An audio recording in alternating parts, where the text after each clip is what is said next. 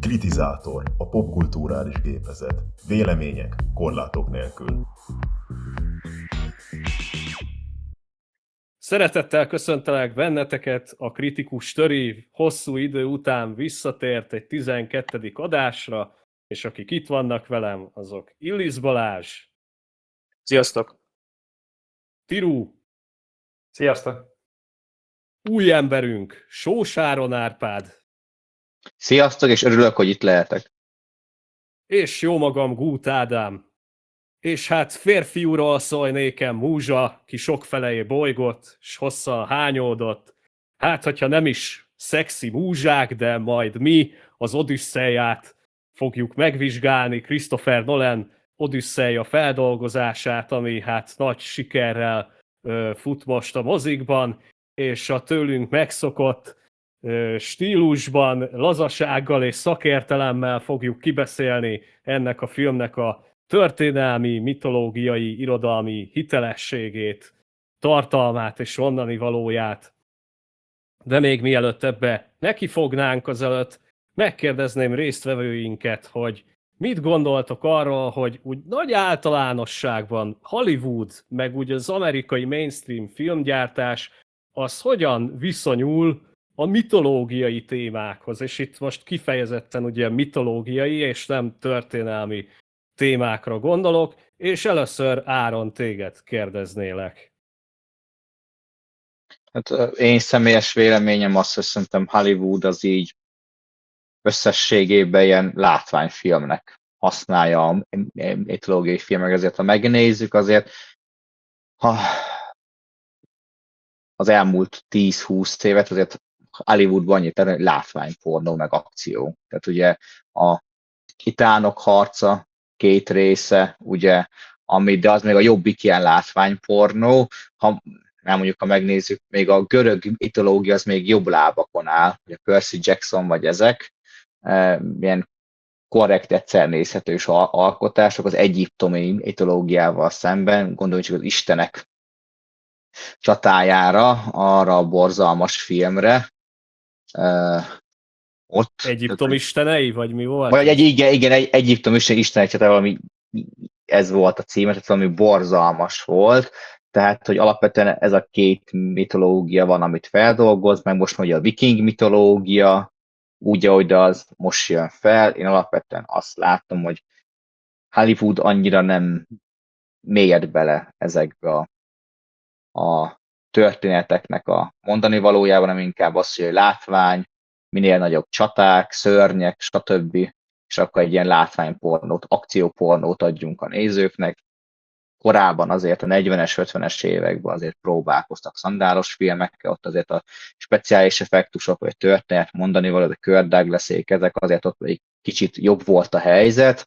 Én azt látom az elmúlt 10-20-30 évben, hogy nagyon arra megy a Hollywood, hogy csak látványpornó legyen.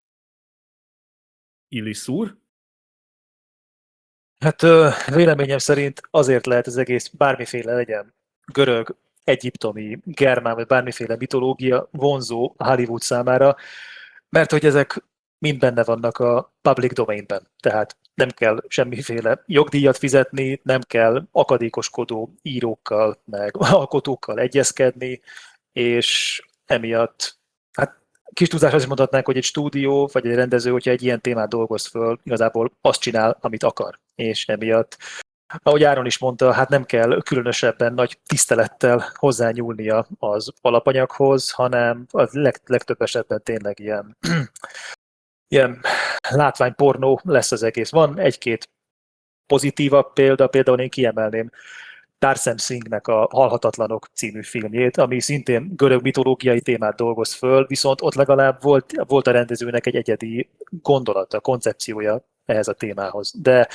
azért az esetek többségében sajnos nem ez a helyzet. Tirú. Visszadobom a kérdést. Minőségre vagy mennyiségre gondolsz, hogy hogyan kezeli? Minőség. Szarul. Őszinte beszéd. Az a kevés, ami mondjuk ilyen mitológiai témát feldolgoz, az is szerintem kritikán aluli megvalósítással teszi. itt már elhangzottak a példák, ismételni nem akarom. Balázsral ellentétben szerintem egyébként a Halhatatlanok is ez a kategória volt, ami már-már nézhetetlen. Egyetértek ezzel, hogy egyébként igen, egyedi látásmódja volt, de ha lehéjazzuk róla ezt az egyedi látványvilágot, tehát Henry Cavillék elég egy ilyen full egydimenziós sablonos sztorin és karakterdrámán mennek végig. És akkor tegyük hozzá azt, hogy sokszor nagyon szabadosan, modern szemlélet alapján értelmezve dolgozzák fel ezeket a mendemondákat, legendákat, ami nyilván egyébként jól is elsülhet, azért van erre példa, nem sok, de többnyire szerintem inkább visszafelesül el, és pont a lényegét veszíti el ezeknek a mondjuk úgy meséknek. Hozzátehetek én ehhez még valamit? Nyugodtan. Na. Hogy a mitológiai témák földolgozásánál, amit én kimondottan nem szeretek, sőt, azt nem mondom, hogy falra mászom tőle, az amikor úgy akarnak földolgozni egy mitológiai témát, vagy akár egy komplett mondakört, hogy igazából semmiféle természetfeletti elem nincsen benne. Erre például egy példa a 2004-es Trója, vagy a Clive Owen féle Arthur király, tehát egy ilyen, ami ennyire át van itatva természetfelettivel, istenekkel, meg mágiával, és ezt ilyen realisztikus módon földolgozni, ez szerintem ez teljes vakvágány. Én ezzel nem értek egyet. Ugyanezt akartam mondani, hogy nekem azzal nincsen bajom, hogyha nyilván ezeknek a mendemondáknak, legendáknak egy része azért valós dolgokon alapszik, tehát akkor annak volt valami földhöz ragadt, valódi háttere, eseménye, és mondjuk pont a Trójánál engem az zavart talán legkevésbé, hogy földhöz ragadt, és ugye csak magát a háború tényleges lefolyását akarja bemutatni, bár amúgy értem, hogy honnan jön ez a vélemény, hiszen ha már azt mondjuk, hogy legendát dolgozunk fel, akkor az legyen az a maga kicsit ilyen fantasy jellegű univerzum. De közben meg az eredeti homéroszi eposzban, hogyha azt olvasod, ott konkrétan az istenek megjelennek, és még mondjuk párhuzamosan, amíg Achilleus és Hektor harcolnak egymással, azzal egy időben az istenek is küzdenek egymással, és így a pártfogoltjaikat így próbálják segíteni mindenféle módon, és ezt teljesen kiölni ebből a történetből, szerintem ez nem egy jó megközelítés. Igen, de például Wolfgang Peterson kimondottan a Trójánál azt akarta, hogy úgy akarja bemutatni, hogy tudjuk már, hogy Trója létezett, tehát hogy meg a trójai háború nem tartott 10 évig, de valószínűleg a mükénéi korszak egyik legvéresebb, meg leghosszabban tartó háborúja volt, mert ugye a mükénéi vezette görög törzs-szövetség kontra a Kis-Ázsiát uraló Trójával volt, földközi tengerkereskedelem, és inkább ezt akarta, azt a korszakot, ezt a mükénéi korszakot akarta bemutatni a valóságban. Vajon nem rekonstruál, nem dokumentumfilm, csak ilyen történelmi kalandfilmként bemutatni, hogy milyen lehetett volna istenek nélkül ez a világ, ez az egész trójai háború. Tehát ez volt a koncepció. Tehát, hogy ez szerintem ez egy érdekes, és még a Tróját még be is lehet mutatni, főképp úgy, hogy nem a Íliász dolgozta fel, mert ugye az Íliász csak a 9. évét dolgozza fel a trójai háborúnak, ott nincsen befejezve meg ezek. A folytatás, az Odüsszeiát már ténylegesen nehezebb feldolgozni a Íliásszal szemben, meg a trójai háborúval szemben, istenek és különböző lények nélkül. Mert ott azért a konfliktusnak több pontját az istenekkel való csörte meg ezek adják. A Tróját ott azért be lehet mutatni, hogy igen, tehát nem feltétlenül a Párizs aranyalmát, ha lefejtjük, a valóságban valószínűleg az volt, hogy Agamemnonék akarták a trójai területeket, meg a földközi tenger, meg az égei tengernek a kereskedelmi központjai voltak a fő kiváltók. Ezt be lehet mutatni filmbe. Az Odüsszeiát már nehezebb, mert persze lehet egy ilyen vietnámi PTSD-s háborús drámát csinálni, csak az nem biztos, hogy 2,5 óra vagy 3 órán át kitart, hogy behaluzza a csávó a dolgokat, és hogy... Na, erre én még majd szeretnék reagálni. annyiban egészíteném ki, amit mondtatok, hogy Hollywood szerintem úgy áll ehhez a kérdéskörhöz, ahogy a szuperhős filmekhez, és ez mutat átfedést azzal, amit te mondtál, Áron, ez a látványpornós dolog, de hogy szerintem emögött így az is van, hogy egy fiatal ország saját mitológikus múlt nélkül végül is, tehát ha csak a western időszakot nem számítjuk, azért nekik nincs egy olyan nagyon a történelem homályába jutó időszakuk, mint ugye az európai, meg az ázsiai, meg a közel-keleti történelemnek. Hát, tehát, hogy ők... Már ha nem számítjuk az őslakos kultúráknak a mitológiáit. Igen, hát az más kérdés lenne, de hát azt meg ugye elpusztították a hódítók jó részt. Tehát, hogy Amerika valahogy ezekbe a képregényhősökben, meg a szuperhősökbe találta meg ezeket a héroszokat, a féle pótléknak szerintem, ami megvan az európai történelemben, és náluk nincsen, csak hogy szerintem ezeknek a hősöknek, héroszoknak így a fentebbi transzcendens világgal való kapcsolata az olyan felszínes, felületes, vagy egyenesen hiányzik. És ezért szerintem az a fajta fenség hiányzik ezekből a történetekből, meg az a fajta mélyebb bölcselet, ami a görög-római, meg egyéb mitológiában megvan. Ezzel lehet vitatkozni, én nem annyira szeretem ugye a szuperhős filmeket, van egy ilyen szubjektív meglátásom hozzá. Ez egyébként érdekes, amit mondasz, mert azokban a filmekben, ahol megjelenítik az isteneket, ott az istenek kb. Ilyen szuperhősök. Igen.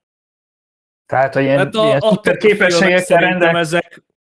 A Thor filmek erre talán tök jó példa lehet. Hát vagy ott van a Netflixnek a Blood of Zeus animációs szériája, ott eléggé zúznak az istenek, vagy a Percy Jackson is a sorozat, vagy ezek, tehát hogy igen. De igen, tehát a hősök, Hector, Achilleus, Odysseus, ténylegesen lehet azt mondani, meg ugye a félistenek is, hogy a kor szuperhősei voltak, de egyébként az istenek maguk is ilyen szuperhősök, beleavatkoznak, stb. Ugye a görögöknél, de szerintem az is fontos, hogy a modern kornak ugye a filmesek hogyan értelmezik ezt, ugye azért a mükénéi kor, illetve az antik kor, a klasszikus antik, mert ugye valószínűleg akkor íródott a Homérosz, nem a mükénéi korba. Hát ebbe az archaikus korszak. Archaikus, tehát ott azért mind az Iliász, mind az Odysseus egy ilyen kritika az akkori társadalomra, tehát nem a mükénéi korszak társadalmára kritika, hanem ugye amikor íródtak az archaikus korszakba, és hogy ugye elég az, hogy az a korszakban mik voltak az elvárások, normák, szokások, az eléggé más, mint a jelenkorunk, modern korunk. Tehát, hogy például Odysseusnál lesz, hogy ugye megcsalja a feleségét, tehát hogy gyereke is lesz Kirkétől, akkor ugye több évig együtt él egy másik nővel, viszont ez az akkori korszak, vagy az akkori hitvilágban Penelope ezt nem kéri számon rajta, mert ugye nem halandó nővel csalja meg őt, hanem ugye istennőkkel, és ugye ez nem számít házasságtörésnek, vagy ilyen bűnnek. Azért, kedves hallgatók, ne ezzel magyarázzátok a félrelépéseket. Persze, nem, igen, tehát hogy ezzel nem szabad magyarázni, csak hogy azt, hogy akkor ott senki nem botránkozott meg. Tehát, hogy valaki olvasta az eposzt, vagy valami, nem botránkozik meg, mert istennőkkel volt kapcsolata meg ezek. Tehát, hogy van egy másfajta, ugye rabszolgákat tartottak, vagy bármi, vagy például az, hogy ugye Odysseus Ithaka király egy sziget, úgymond tengeri nép voltak, tehát hogy a fő források a halászat kereskedelmen kívül a szárazföldi partmenti területek fosztogatása. Így nem meglepő az, hogy Odysseus az elején a partmentét fosztogatja az eposzba, és ugye senki nem nagyon fog ezen megütközni, úristen a köcsög Odysseus fosztogat. Vagy ugye Achilleusnak az, hogy egyébként ez a háborúzás nem jó, meg stb., ki miatt hal meg, vagy a Patroklosszal való kapcsolata, meg ezek, tehát egy teljesen más erkölcsi normák, meg szokások voltak akkor, és ezt ugye Hollywood, vagy a modern rendezők, forgatókönyvírók, vagy nézőknek ugye ezt így át kell konvertálni. Mert nem biztos, hogy fogékony a néző erre, vagy mondjuk másképp értelmezi. Így van. És ti hogyan reagáltatok egyébként arra, amikor megtudtátok, hogy a Nolan fog Odüsszeia filmet készíteni? Ráadásul egy történelmi téma után, az Oppenheimer után. Mi volt, milyen elvárásaitok voltak ezzel kapcsolatban? Illis úr? Hát amikor megtudtam, hogy Nolan az Odüsszeiát fogja földolgozni, hát bennem egy kicsit olyan vegyes érzések voltak, mert egyrészt én az Odüsszei előtti 2 filmje, tehát az Oppenheimer meg a Tenet után én arra gondoltam, hogy Nolannek szerintem nagyon jót tenne, hogyha most az ilyen megalomán, hatalmas produkciók után valami kisebb, személyesebb hangvételű filmet csinálna, mint mondjuk amilyen a Memento vagy a Tökéletes trükk volt, de úgy látszik, hogy most már csak ilyen megalomán produkciókba tud gondolkodni. Ugyanakkor viszont, hát én érdeklődéssel vártam, mert hogy amikor Nolan hozzányúl egy bármiféle zsánerhez, ez legyen mondjuk krimi, szuperhősös filmek, háborús film, science fiction, ott azért mindig valamiféle egyéni megközelítést visz a dologba, úgyhogy én kíváncsi voltam személy szerint, hogy egy ilyen úgymond fantasy témában hogyan fog hozzányúlni, vagy már hogyha lehet fantasynak nevezni. Ez fantasy, ezt ő is azt mondta, hogy ez fantasy film akkor számára. Uh-huh. Szóval én alapvetően kíváncsian vártam, hogy mi lesz, mit fog Nolan kihozni az Odüsszeiából. Tiru? Hát kb. Semmit nem váltott ki belőlem, ugyanis aztán most majd a kommentekben lehet dobálni rám a köveket. Nem vagyok a Nolan szekta tagja, nem csókolom meg a földet, amin jár. Eretnek! Szóval komolyra fordítva a szót, az nem fog menni, nem mindegy. Szóval, hogy nem vagyok én ilyen Nolan fanatikus, szóval nem gondolom azt sem, hogy bármi, amihez ér, az azonnal arannyá válik, ahogy azt sem gondolom, hogy bármi, amit csinál, szar lehet, mert hogy ilyen ellenérzésem sincsen a cimborával kapcsolatosan, de úgy voltam, hogy hát oké, biztos egy rohadt drága, látványos film lesz, aztán majd meglátjuk. Nyilván maga a témaválasztás, vagy hát amiről már az előbb beszéltünk, ez a mitológiai téma miatt szkeptikus voltam, hiszen tudtam, hogy ezt Hollywood azért eléggé bénán szokta kezelni, még akkor is, hogyha ez Nolan. Aztán amikor elkezdtek érzelmek így előjönni belőlem, az első képeknek a megjelenése volt, amikor így mi ez a szar? Nyilván akkor még semmit nem tudtunk arról, hogy maga a film milyen lesz, hogyan lesz, csak az látszott, hogy egyébként a díszlet, a jelmez, a használt eszközök, azok nem éppen a legmagasabb minőséget képviselik, még ilyen gyártási szempontból is, vagy hát ilyen eszközminőségi szempontból, pláne ha még mondjuk akarunk egy kicsit a történelmi korra vagy hitelességre is figyelni, akkor ugye teljesen ott elúszott, úgyhogy ott már egy kicsit ilyen erős szkepticizmussal vártam a filmet, és úgy voltam vele, hogy majd jó lesz itt katasztrófa turistáskodni, majd itt az adásban jól szét lehet szedni. Meg fog történni? Áron? Meglátjuk. Hát én egy szót mondtam akkor is, meg amikor írtam kommentbe is, hogy nekem ez a film egy katasztrófa turizmus lesz, tehát amikor meghalt a Nolan, mitológia, Odüsszeia, én a rendező urat 2013-ig csíptem, szerettem, tehát szerintem a Batman harmadik része az a mélyrepülésének a kezdete volt, és utána már a Csillagok közötte is kezdett megbicsaklani több helyen, utána Dunkirk is nálam kicsit széjjel volt, és utána jött a Tenet, ami teljes kapufa lett nála, és akkor jó, az Oppenheimer kezdett visszatalálni, de én is azt mondom, amit a Balázs is mondott, hogy jó lenne, ha egy kicsit visszatérne ahhoz, hogy kisebb léptékű filmek, de nem ez lehet, hogy meg fog történni, mert most azt mondja, hogy horrorfilmet akar rendezni, bár elméletileg azt mondta, hogy azzal kacérkodik, hogy Dante-nak a isteni színjátékát feldolgozza horrorfilmként. Jaj, ne. Szóval, na mindegy. Ridley Scott. Egyre jobb. Tehát, hogy igen, mert ugye ez már nyílt titok, tehát ezt elmondta, hogy önnek egy Hitchcock a példakép, és egy Hitchcocki utat akar bejárni, ugye, mint ugye Hitchcock, ő is minden műfajba akar rendezni, amíg él. Mondjuk ezzel alapvetően nincs baj. Na mindegy, tehát hogy én nekem eleve az, hogy ugye Odyssey-et rendez, én nekem igen, katasztrófa, turizmus, földhöz ragadt a csóka, tehát a Batman is földhöz ragadt volt, tehát ott is a képregény, tehát amiatt itt a DC is 10 éven át az egészet, hogy mindenki ezt a földhöz ragadt szuperhős valamit, ami még Batmannél működ, de mondjuk egy Supermannél, ezeknél nem működik, mert egy űrből jött Isten kb. Tehát ezt nem lehet földhöz ragadtan bemutatni. Mitológia.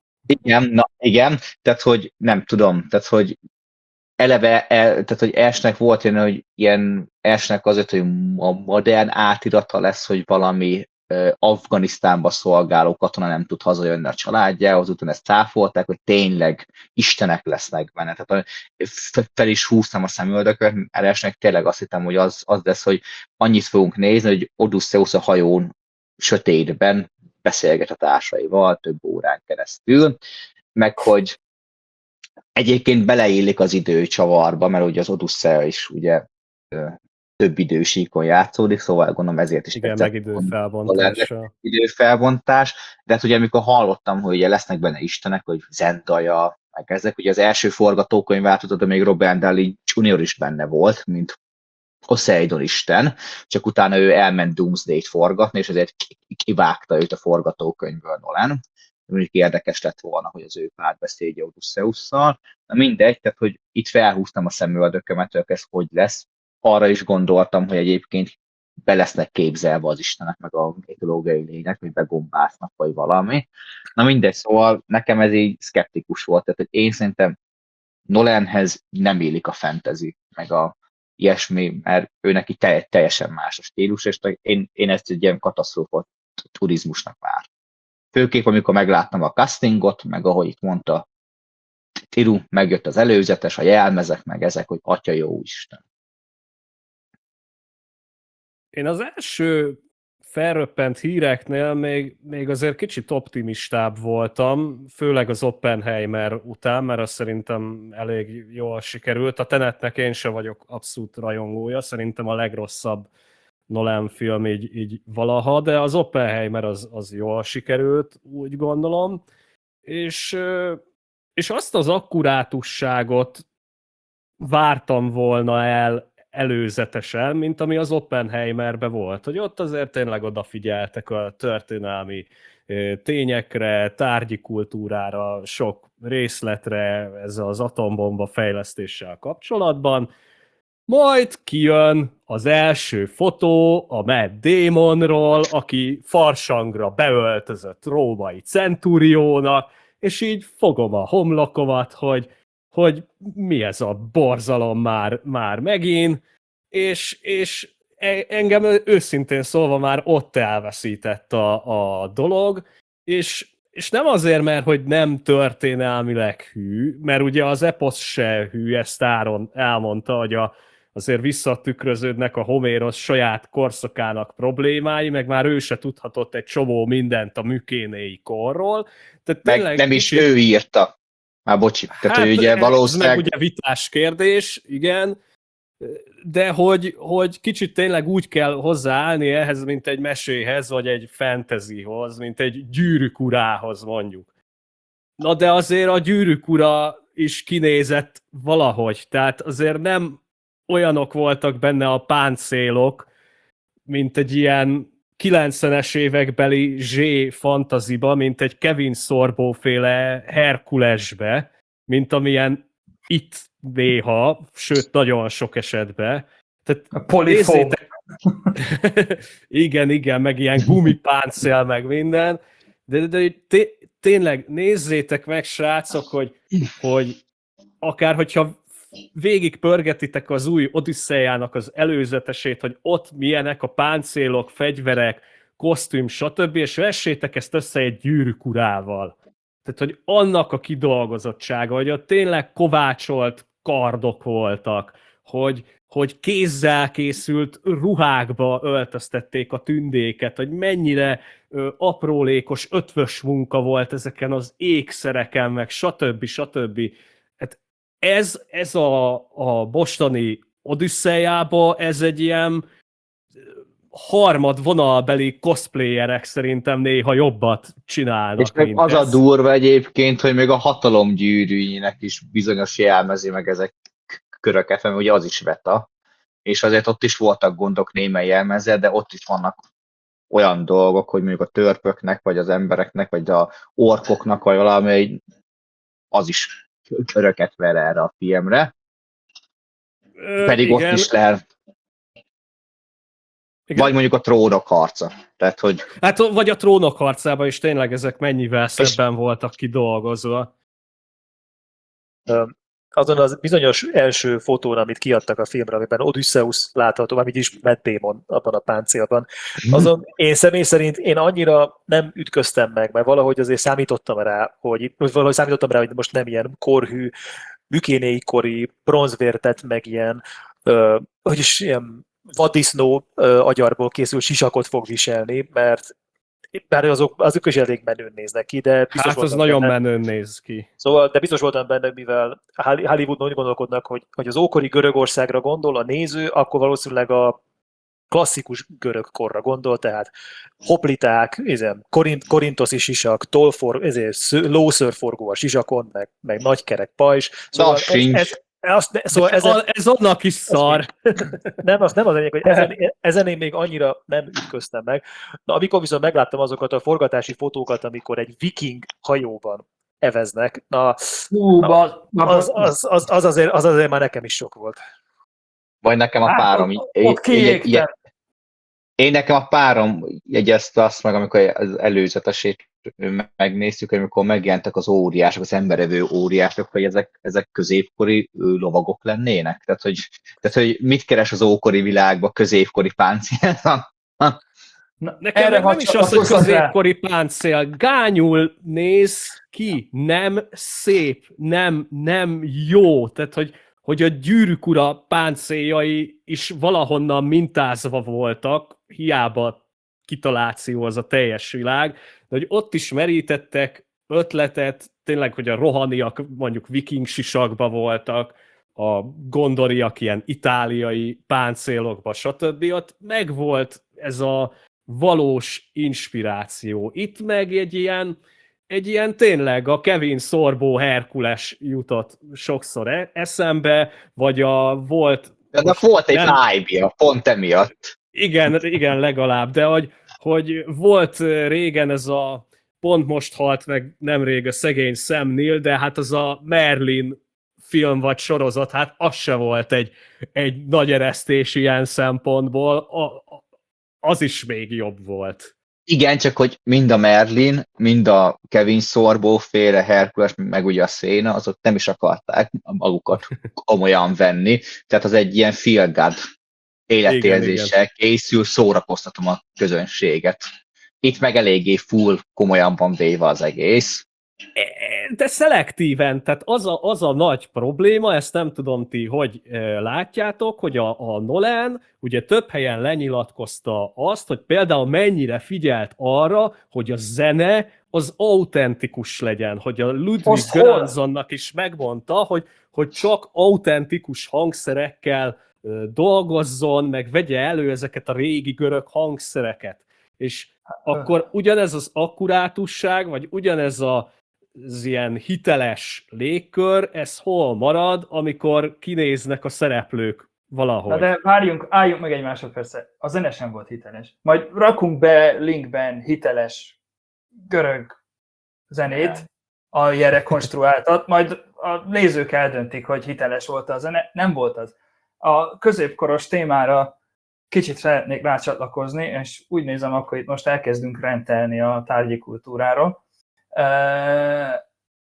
Szóval, hogy az egész film, de általánosságban egyébként Hollywoodnak ez a, nem fogok káromkodni, mániája, hogy szerintük minden, ami régi, az egyenlő az ő általuk elképzelt középkori millióvel. Ebben a filmben is a karakterek többsége egyébként középkori ruhákat hordott, középkori környezetben éltek, hogyha megnézitek, hogy milyenek voltak a házak, stb. Stb. Minden úgy volt elképzelve, és általánosságban Hollywoodra ez igaz, hogy két dolgot tudnak az antik korban. Vagy olyan, mintha középkor lenne, csak még régebbi, vagy mindenki egy szál logóban nyomja, vagy esetleg egy leplet magára terít. Semmi, fingjuk sincs arról, hogy mi micsoda, merre hány méter, pedig egyébként egy nagyon egyszerű Google kereséssel meg lehetne oldani, és ebben a filmben is ezt láttam, hogy kb. Mindenkin középkori ruha van, középkori ékszerek, középkori baszom, bocsánat, mégis káromkodok, leszarom.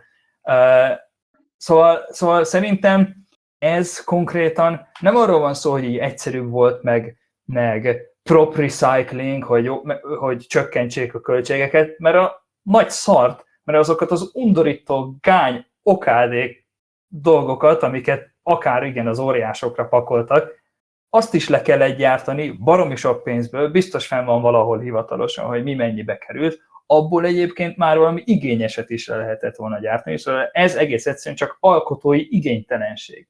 És Nolan, mint író, mint producer, mint rendező, minden szinten benne volt ebben a produkcióban, a legjobb tudomásom szerint, tehát hogy bárhol ő jelezhette volna, hogy srácok, ennél azért egy kicsit jobb minőséget szeretnék, mert én egy nagy nevű, igényes rendező vagyok, de nem tette az az ember, aki az Oppenheimerben arra is ügyelni akart, hogy a robbanás ne CGI legyen, hanem a lehető leghitelesebben rekonstruáljunk egy hatalmas robbanást. Szóval szerintem ez egy kritikánul dolog, és az egész film alatt egyébként ez járt a fejemben, akármennyire is egyébként, mint film, én azt mondom, hogy ilyen popcorn movie-nak még élvezhető is lett volna, hogy néztem ezeket az undorító gány jelmezeket, meg díszleteket, és nem tudtam attól elvonatkoztatni, hogy lehetsz ennyire igénytelen egy ekkora nagypénzes produkciónál. Hát az Agamemnonnak a 3D nyomtatott ókori Batman ruhája, hát ott magam alá pisiltem, de nem a gyönyörtől. Aura Farm. Igen. És az a nagyon durva, hogy egyébként azt olvastam, hogy a kezdetekben még a Nolan is egyébként törekedni akart arra, hogy azért valamit hasonlítson úgy a mükénéi korra, így a páncélzat, meg a vértezet, és stb. És egy görög csávót kerestek meg először, aki gyártott volna a dendrai híres páncélzat alapján egy tényleg bronzkorinak kinéző páncélt, amiben lehetett volna az Odysseus, vagy az Agamemnon, vagy a Menelaos is, de aztán valamiért úgy gondolták, hogy hát a közönség ezt biztos nem venné be, azok hozzá vannak szokva ehhez a tarajos, hoplita, meg római cuccokhoz. Jól van ez így, nem lesz ebből baj, csináljuk így. És ezt nagyon hamar elengedték, ezt a dolgot. És ez a szemlélet igaz szerintem így az egész filmre. Abszolút. Egyetértek. Jó van az új, Jóska. Jó van az új. Ezeknek jó lesz. Ez az egész film. És nekem egyébként... Mondjad. Hozzáteszem, még nem is kellett olyan messzire menni nagyon, tehát hogy persze ez jó, hogy történészeket bevontak, de egyébként még játék is ott lett volna nekik inspirációképpen, mert ott volt a Total War Troy, meg a Total War Pharaoh dinasztia, pont a bronzkor, meg a mükénéi kor, és abban pont benne van Agamemnon, Achilleus, meg Odysseus is, ilyen korhűre hajazó dolgokat, tehát Agamemnonnak például tényleg ez a szarvas sisakja van benne, Odysseusnak kicsit ilyen hoplita sisak, de nem annyira ráhajazó, tehát hogy még játékból is tudtak volna inspirálódni. Tudjátok, mi volt a kedvencem? Az a papírból hajtogatott fehér sisak, ami a trójai templomőröknek volt. Hát arról az jutott az eszembe, hogy nem tudom, kisfiam így beöltözik, így hoplitának így a farsangra, Azaz. és kartonból így kivágunk neki valami ilyesmit. Nincs kisfiam, de mindegy. Igen, én még hozzátennék ez az egész tárgyi kultúra témához még valamit, hogy van egy ilyen ominózus mondat a filmnek a vége felé, amikor Penelope és Odysseus beszélgetnek, és elhangzik az a bizonyos mondat, hogy our age of bronze is collapsing. Tehát itt most nem menjünk bele abba, hogy egy ókori személy honnan tudta volna, hogy ő most a bronzkorban él. A másik meg az, hogy nézd a film, hogy és hol van a bronz? Hol van a bronz? Nem bronz, nem volt, igen. Senki nem viselt bronzpáncélt a filmben. Igen.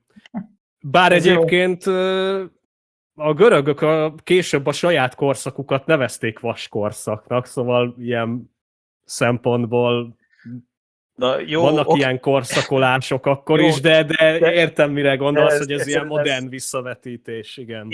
Igen, de ez annyira kizökkentett engem akkor, amikor néztem a filmet. Ez kb. Olyan, mint hogyha nem is tudom, Michelangelo és Raffaello beszélgetnének, és azt mondta az egyikük, hogy a reneszánszunk a végéhez közelít. Igen, vagy nem tudom, a késő baroknak lassan már vége lesz, mondják ezt a 17. században. Ja, szóval Na de, igen? egy szó mint 100 szerintem ilyen szempontból, tehát jelmez, díszlet, eszközök, tehát süt róla az igénytelenség. És ez menthetetlen. Ez menthetetlen, mert tényleg azért a pénzért, amiért ezeket a szarokat legyártották, azért már egy majdnem jót is lehetett volna egyébként ugyanúgy 3D nyomtatással legyártani, ami legalább valahogy kinéz. Na de akkor egy még ingoványosabb terepre hadd tévedjünk, vagy hadd evezzünk át más vizekre, hogy stílusos legyek. Hát ez a film mással is provokálta a nézőket, mint az előbb kibeszélt tárgyi kultúra, ez nem más, mint a divers szereposztás. Ugye láttuk már az előzetesben, hogy Lupita Nyong'o egy kenyai származású, egyébként szerintem nagyon tehetséges színésznő, ugye őt például a 12 év rabszolgaságból is ismerhetjük, ő fogja játszani Szép Helénát, illetve hát már az előzetesben és aztán a filmben is láthattuk, hogy mondjuk Odysseusnak a legénysége sem éppen akháj görögökre hajazó férfiakból áll, hanem feketékből, indiaiakból, de még ázsiai is, távol-keleti is található volt köztük. Titeket ez mennyire zavart, vagy nem zavart, vagy szerintetek el lehet engedni egy ilyen mitológiai témánál azt, hogy autentikus legyen a szereposztás, vagy azért itt is jobb lenne arra figyelni, hogyha a görögökről van szó, legalább görögnek kinéző emberek legyenek. Jó, azért azt tegyük hozzá, hogy a régi feldolgozások, tehát a régi szandálos filmek, meg az 50-es, meg években, meg az azt megelőző, de mondjuk a Trója, ami jobbik feldolgozás, vagy bármi, azért mondjuk úgy, hogy nem éppen görögre, vagy a hellén kultúrá, hellén környezetbe élő emberek. Tehát azért Brad Pitt, Eric Bana, meg ezek, de mondjuk Ralph Fiennes is azért nem éppen, tehát hogy én ezt, tehát hogy az igen, az valami, tehát hogy szerintem ez, hogy most... Mondjuk Eric Bana még pont, szerintem. Jó, igen, Priamos, meg ezek. Meg tehát, hogy Achilleuszt amúgy nem ilyen szőkének írja az eposz. de szőkének írja le, de most... Nem. Az eredeti görög szövegben Homérosz azt a szót használja, hogy Santos, amit nagyjából úgy lehetne lefordítani, hogy világos. De már most igen. Ez több mindent jelent. Tehát valószínűleg nem Aha. szőke hajúnak, hanem inkább ilyen világosabb, barna árnyalatú hajjal kell elképzelni. Egyébként... Például a görögöknél meg is figyelhető ez a haj. Hát egyébként Odysseus, tehát a Homéroszban az van írva, hogy a tenger bor, sötét színű, borvörös színű. Ez azért, mert hogy nem találtak még szót a sötétre, ezért akkor még nem volt szó külön, hogy mennyire sötét a kék szín, a tenger, ezért a borhoz hasonlították. Tehát nem véres volt a tenger, hanem hogy a színe, az árnyalat a boréhoz hasonló volt, ezért a Homérosz eredeti szövegébe a bor színű tengeren hajózunk Trója fel, és nem azért, mert vörös volt, hanem mert annak volt a színárnyalata a sötétkék tengerhez, de még nem találták ezt a szót meg hozzá. Akkor igen, ezért van az a volt... városi legenda, hogy az ókorban nem látták a kék színt az emberek. Igen, de nem, csak egyszer nem volt még rájuk szó, mert a kék... Igen, mert hogy a kék, az a kék a természetben nagyon ritkán fordul elő, ezért az istenek színének tekintették, és az égkék, meg a tengerkék az ilyen természetes dolog, de maga a vázákon, vagy bárhol nem volt a kék meg, ezért nekik így nem volt rá kezdetben más népeknél se a kéknek ilyen különböző árnyalatainak ilyen szava. Ez azért van. De egyébként Szép Heléna is az eredeti műbe nincs megmondva, hogy hogyan néz ki. Annyi csak, hogy... De hókaru. Jó, hókarú, meg hogy isteni szépség, de nincs meg, hogy egyébként... Én nekem ez az kicsit ledobott, visszatérve az eredeti kérdésre, ledobott néha, amikor feketék meg ázsiak mondják azt, hogy görög népek vagyunk meg ezek. Meg igen, a Szép Ezzel Heléna. hangzik így a filmben, hogy igen, görögök vagyunk Itakáról, és ez pont egy indiai szereplő mondta, Ledob egy kicsit, viszont nekem a szereposztással nem ez a problémám, hogy most nem annyira a hellén földközi tengernek, hanem az, hogy Nolan kb. Egyetlen egy színész leszámít, hogy a vak pásztort kb. Telecseszte a filmet sztárokkal. Tehát, hogy még a legapróbb mellékszereplés is felfutó vagy kedvenc sztárait rakta be, és hogy engem ez zavart, hogy bárhova nézek, egy aktuális celebsztárt látok. Vagy aki most bár hogyha éppen... úgy veszünk, John Leguizamo is sztár, mert azért elég ismert. Igen. Tehát nekem ez inkább jobban zavart, mint az, hogy most nem annyira. Kicsit ledobott, de már maga az, hogy a közektől. Tehát, hogy nekem már az, hogy a ázsiaiak voltak, meg afroamerikaiak, meg feketék, meg ezek már annyira nem dobott le, mint az, hogy néha azt éreztem, hogy a középkori viking szagába járok a erdők miatt, meg a hajók, meg a páncélok miatt, és semmi érzetem nincs, meg a színhiány miatt, hogy nem érzem azt, nem baj, hogy nem mükénéi páncél van, akkor legyen Rodoszi meg a késő klasszikus korba, de hogy érezzem azt, hogy nem korhűt várok, hanem érezzem azt, hogy a földközi tenger hellén kultúrvilágába járok, nem pedig az, hogy éppen most egy viking szagába, vagy egy középkori boszorkány horrorba vagyok, és így emiatt nekem már mindegy volt, hogy milyen a színész, nőnek a színe, mondjuk Szép Helénánál ugye még be lehetett volna azt játszani, hogy azért egzotikus, meg szép, meg ilyesmi, hogy elütt a színe a többiektől, viszont itt ugye volt egy Christopher Nolani csavar, hogy a Szép Heléna annyira nem is szép. Tehát ugye ezt nem tudom, megvan-e a csavar a film.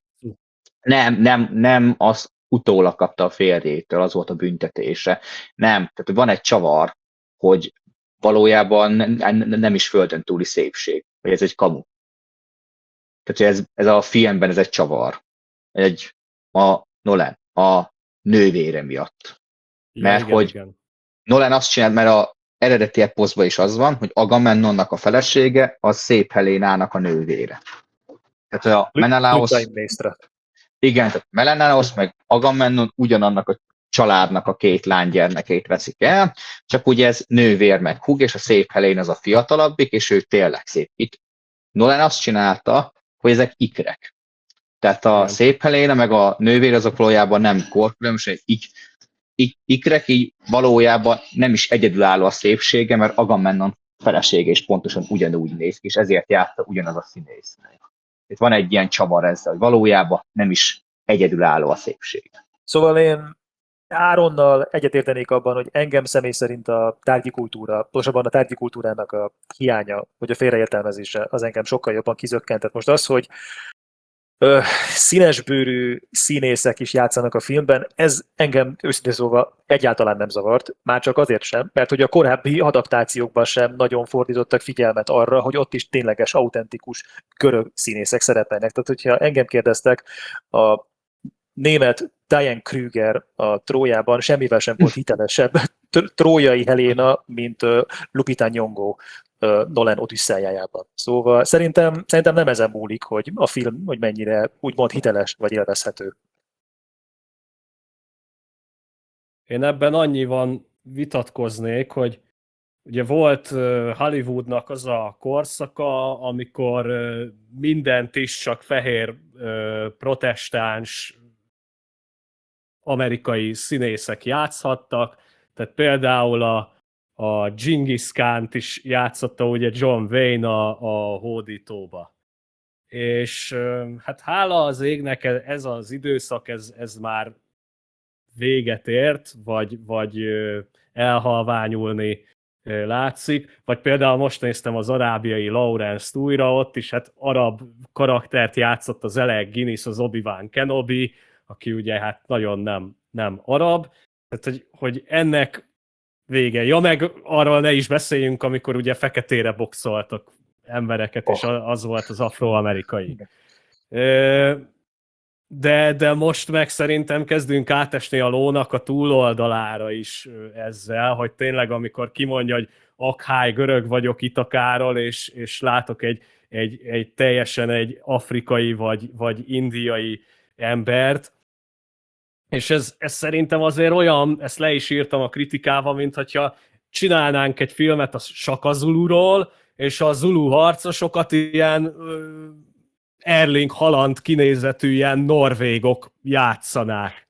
Szóval azért valahol egy hitelesség, vagy egy autentikus légkör szerintem nem ártana az ilyen produkcióknak, és szeretném jelezni, hogy egyébként bőven lenne olyan téma, olyan történelmi időszak, stb., ahol ezek a tehetségek, akik nem fehérbőrűek, ezek is meg tudnák magukat mutatni. Hát például tök jó volt nemrég ez a Chief of War sorozat, ugye a havai őslakosokról, ahol a Jason Momoáék nyomultak, ráadásul havai nyelven, tehát hogy még ennyire komolyan vette magát a film, hogy ennyire autentikus volt.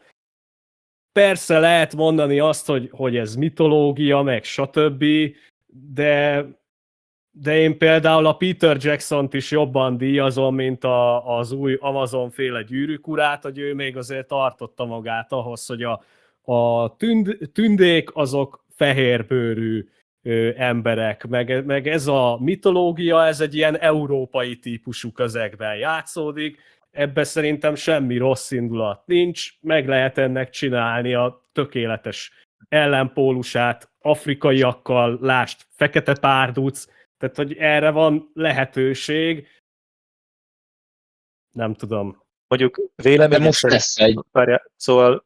Mondjad. Ja, szóval véleményem szerint azért közel sem lett volna ekkora balhé az Odüsszeájának a castingjából, hogyha bizonyos körök az interneten, például a Twitteren nem csaptak volna körülötte egy ilyen óriási, mesterségesen generált balhét. Szóval nem már csak azért, hogy a viszonyításképpen, amikor pár éve Denzel Washington játszotta Macbethet, nem is tudom, talán Joel vagy Ethan Coennek a filmjében, ott miért nem volt ebből botrány? Ott miért nem zavart ez senkit? Azért, mert az helyből egy ilyen nagyon-nagyon elvont és elrugaszkodott adaptáció volt, ahol semmi nem akart történelemhű lenni. Tehát az egy ilyen kicsit így a német expresszionizmusnak a stílusához tudnám azt az adaptációt hasonlítani, ahol ilyen nagyon a történelmi közegből kiszakadt ilyen színpadias adaptáció volt. Szerintem színpadon is egyébként elnézőbbek vagyunk az ilyenekkel szemben, hogyha nem korhű, nem pont olyan, stb. Ott szerintem ezért volt a közönség megengedőbb. De ugye a Gladiátornál megint Denzel Washington játszott egy olyan karaktert a Gladiátor 2-ben, aki hát észak-afrikai volt, de nem fekete afrikai. Nem tudom, én még, ha hozzátehetem a magamét a dologhoz, egy kicsit így valahogy hármótok origóján vagyok, vagy nem tudom, hogy mondjam, tehát, hogy ebben a filmben abszolút nem a szereposztás volt a legnagyobb probléma. Olyan szempontból, hogy milyen etnikumú, hanem ugye, amiről már itt szétrendeltem az agyamat az előbb, hogy hogy milyen jelmezek, meg eszközök voltak, meg a viking. Meg a színészi játék. Igen, amitől hány ingert kaptam, hanem egyrészt az, hogy olyan színészek voltak többségével belepakolva, akikhez szerintem maga a szerep nem illet. Én tartom azt is egyébként, imádom Matt Damon, zseniális színész, de nem jó Odysseus.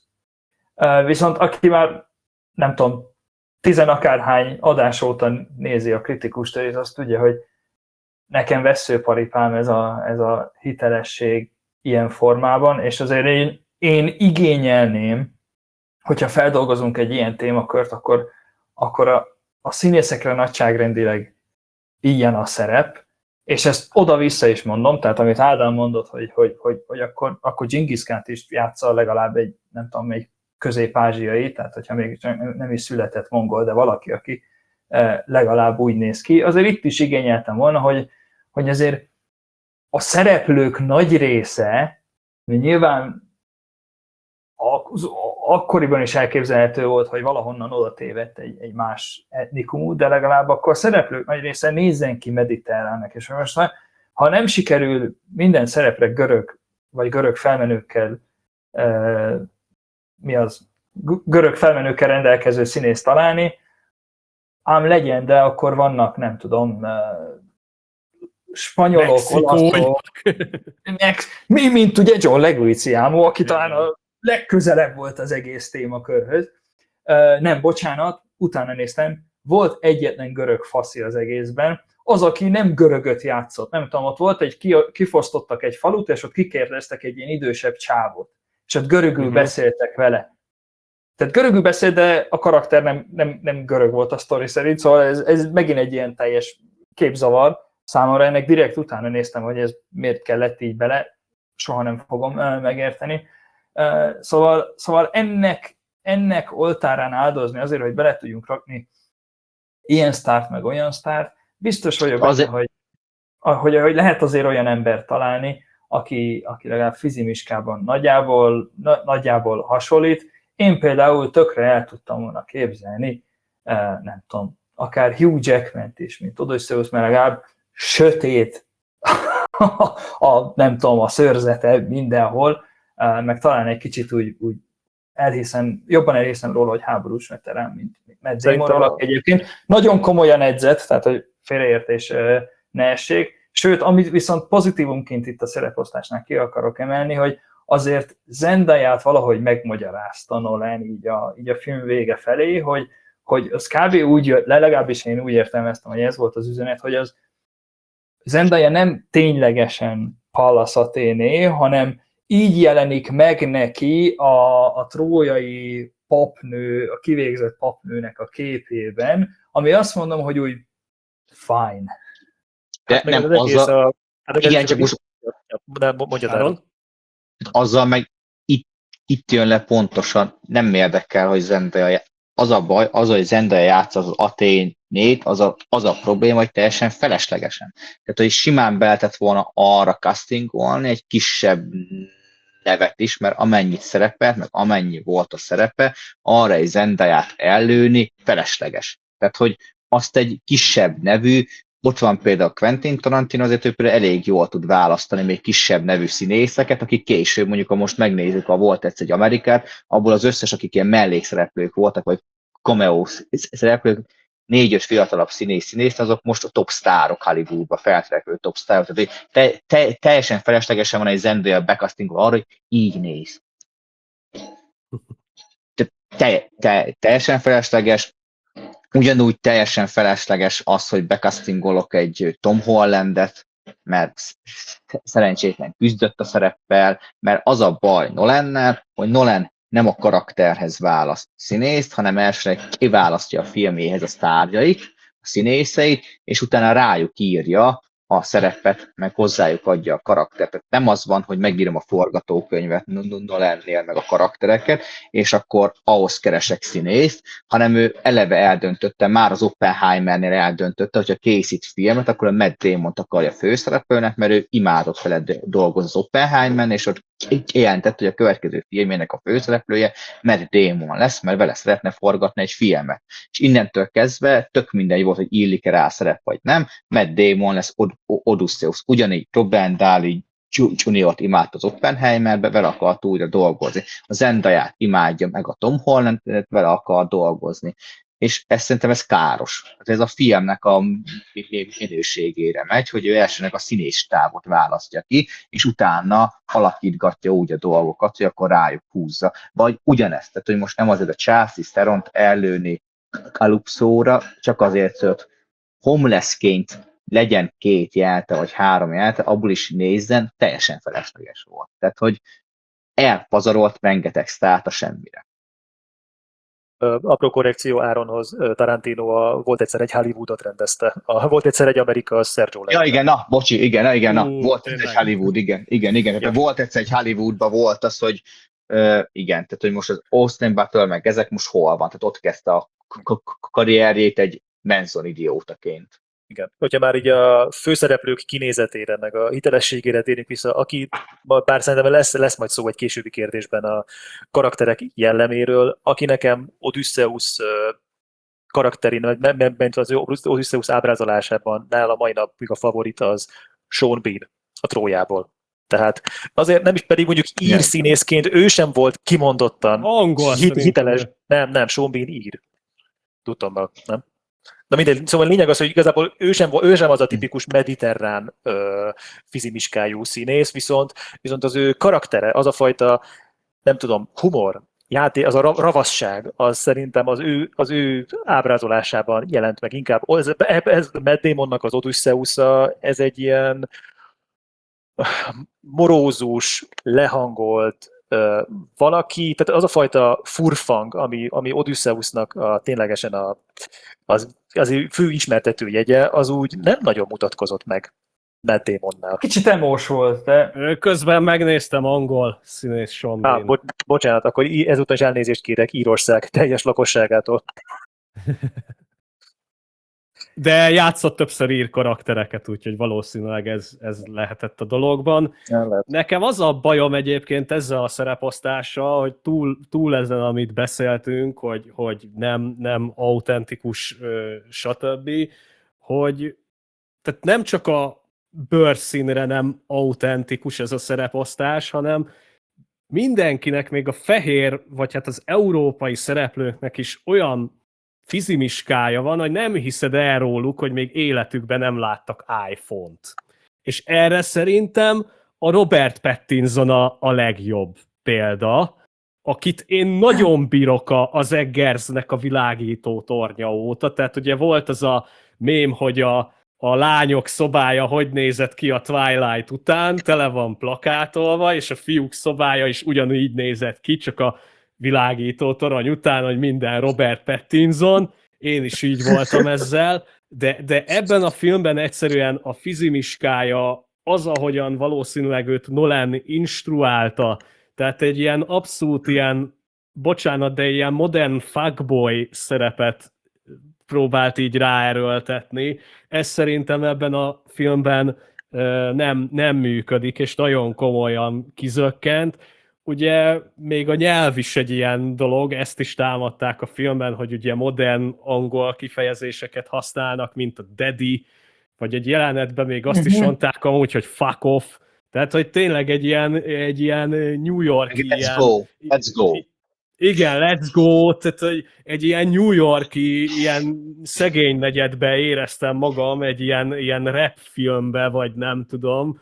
Ugye Travis Scott megjelenése, mint Bard, az is egy ilyen érdekes gondolat volt.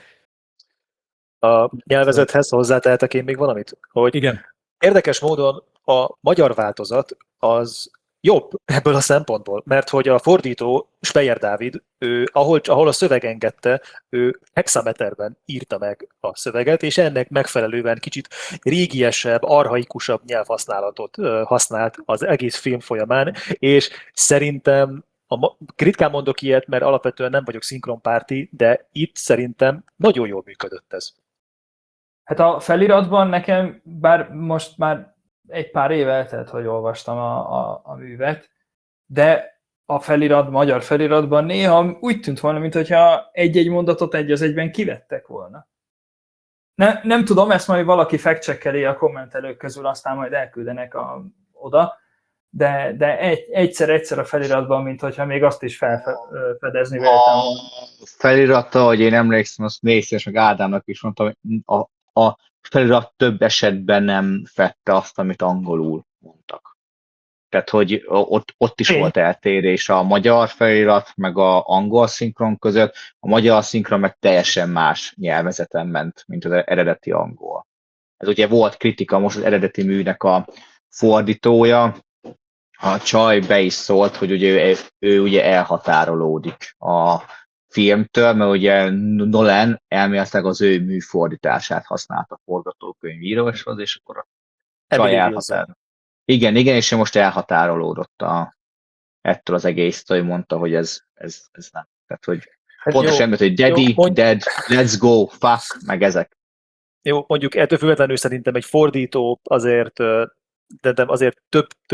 több tiszteletet mutathatna, mind az alapanyag, mind egy abból készült adaptáció irányába is, mert szerintem én olvastam azt a bizonyos interjút, amit Emily Wilsonnal készítettek, és hát több helyen sántít az ő érvelése, úgyhogy ha engem kérdeztek, szóval szerintem ez a Vihar a Billyben tipikus esete, tehát hogy kontextusból kiragadott mondatok alapján, hogy ez így most szerintem, ami az ő kritikája, ott szerintem nem minden esetben állja meg a helyét.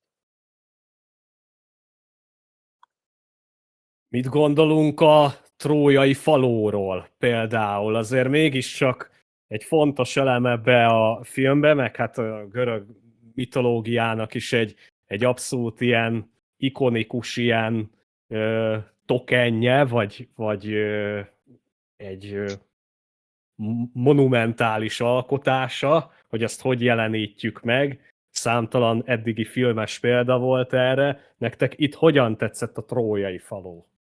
Mármint maga a ló, vagy az egész, ahogyan bemutatják, hogy hogyan kerül be a Az egész, ahogy bekerül Trójába, meg az egész, ahogy kitalálják, megépítik, és ahogy végül bevetik.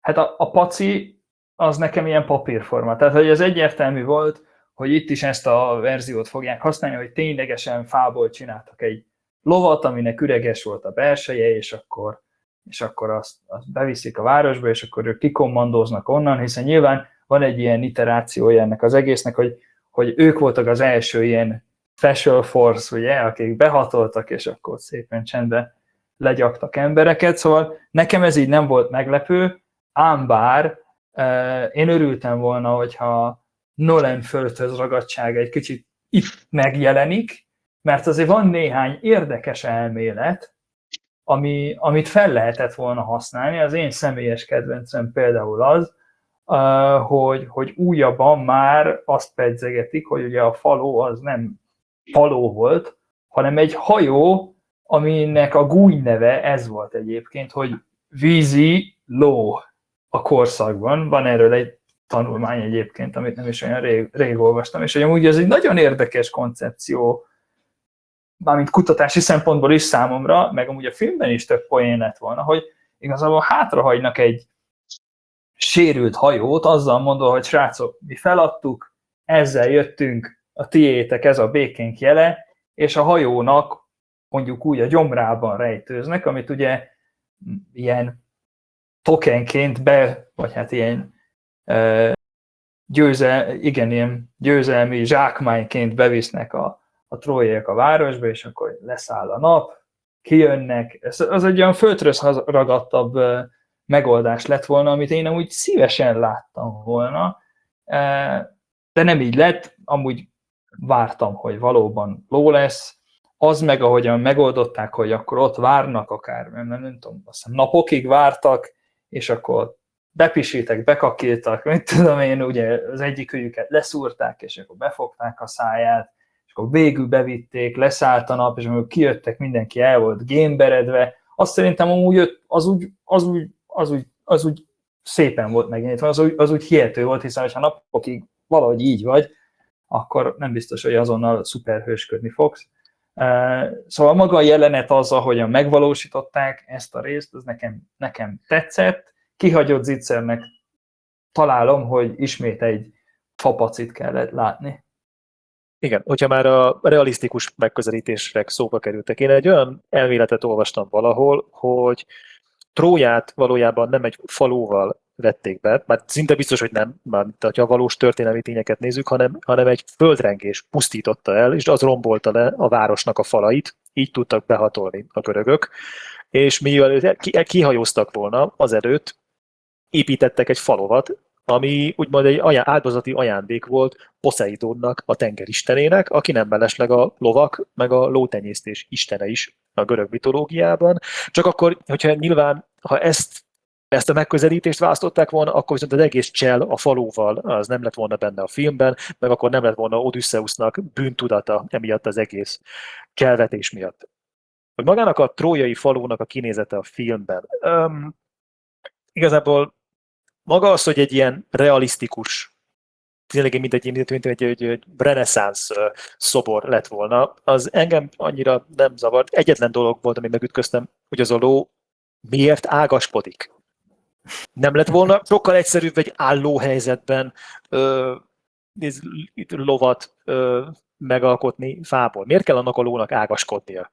Hát, hogy nagyon más legyen, mint az eddigiek, mert eddig mindig az volt, úgy nézett ki, mint egy ilyen gyerekjáték, kerekekre szerelve egy ilyen kis paci, és Nolan valószínűleg valami nagyon mást akart, hogy tényleg akkor legyen ilyen szoborszerű, mint egy ilyen ágaskodó lovasszobor, és hát ugye be is vallotta, hogy nagyon nagy hatással volt rá a Majmok bolygója elhíresült jelenete, amikor a tengerből áll ki a szabadságszobor, és hát itt is a tenger homokjából ágaskodik kifele ez a paci, amit úgy kell a trójaiaknak már a dogály miatt kiásni.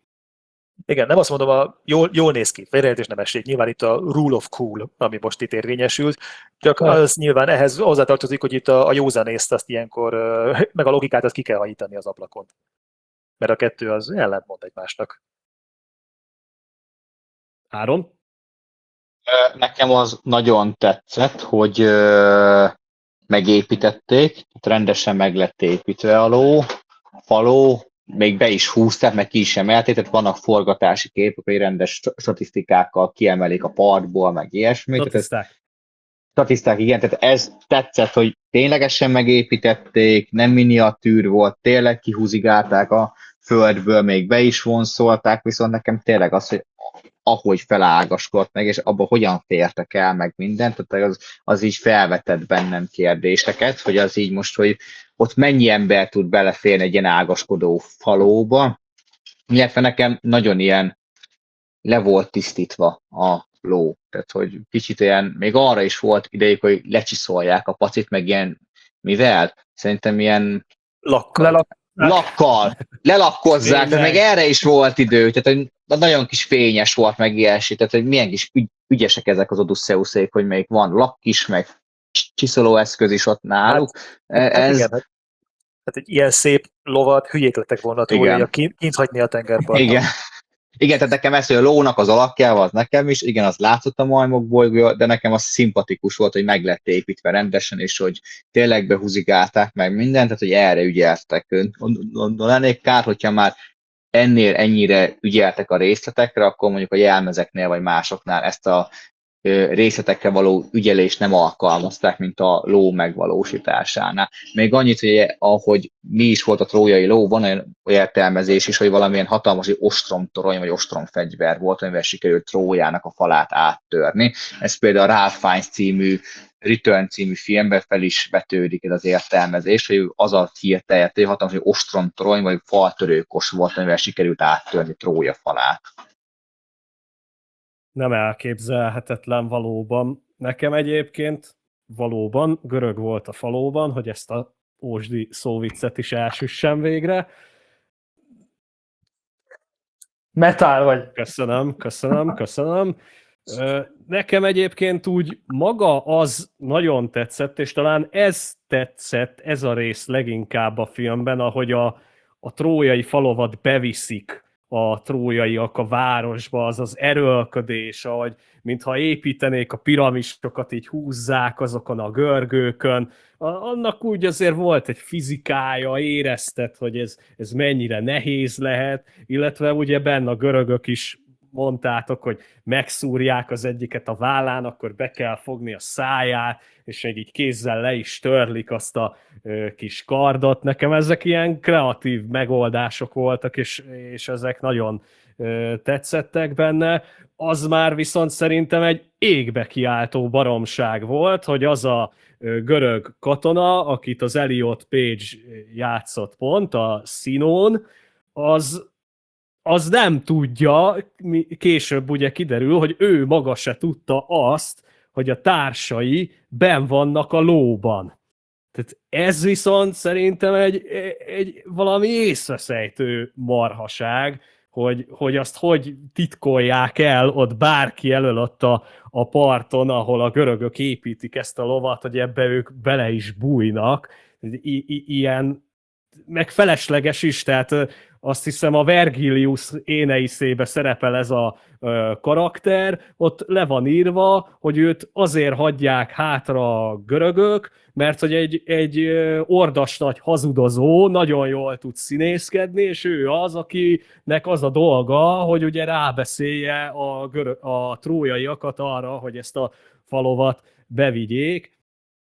Szóval ezt a részt én nagyon furcsának és nevetségesnek találtam. Az a 97-esben benne is van a tévéfilmben. Igen, ott szerepel. Konkrétan ki is jelentik, hogy őt hagyják ott direkt a 97-esbe ezt a karaktert, hogy akkor ő jól tud hazudni, és akkor még egyébként Athéné is mondja neki a 97-esben, hogy látom, hogy őt hagyd ott, mert ő majd el fogja nekik mondani szépen, hogy ez egy ajándék, nem pedig egy sel. Erre így pontosan már nem emlékszem, de az biztos, hogy a 97-esben ott ehhez a Vergiliuszi értelmezéshez sokkal közelebb állt a dolog, meg hát ott ugye még Laokont is megjelentették, a trójai jövendő mondót, aki hát mondta, hogy félek a görögöktől, még ha ajándékot hoznak is, ne vigyük be ezt a lovat, de hát Poseidon megbüntette ezért a kijelentésért, és tengeri kígyókat, vagy egy kígyót küldött rá, ami, hát ugye ismeritek azt a Laokon szoborcsoportot, hogy a kígyók elragadják Laokont és a gyerekeit. Ezt mondjuk itt is szerettem volna viszont látni, ezt a Laokonos részt nem láttam. Viszont maga az, hogy... Igen? Csak egyetlen dolgot hadd tegyek hozzá, mert volt szó erről az egész Trójás, stb. Hogy igazából szerintem csak, hogy szétsavaztuk a dolgot. Én annyit azért elmondanék, hogy szerintem a legjobb része a filmnek, ami működött, az pont ez volt, ahol behúzták a falovat, megszállták Tróját, stb. Ezt akartam pont mondani. Kellett volna feldolgozni a Nolannek, és akkor jobb lett volna a film.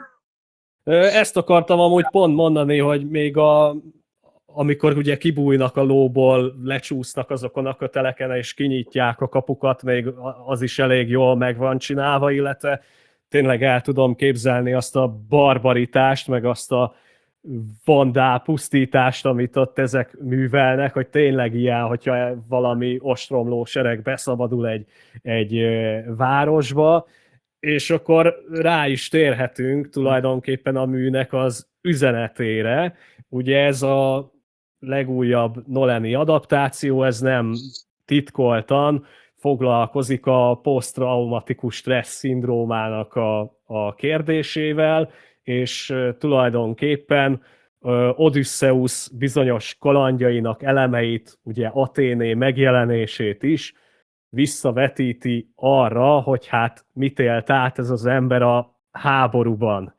És hogy ez ugye már az ókorban is egy problémát jelenthetett, és hát ennek nyilván van üzenete napjainkra is, amikor még a szomszédunkban is egy pusztító háború zajlik. Mit gondoltok erről a fajta értelmezéséről a műnek? Áron?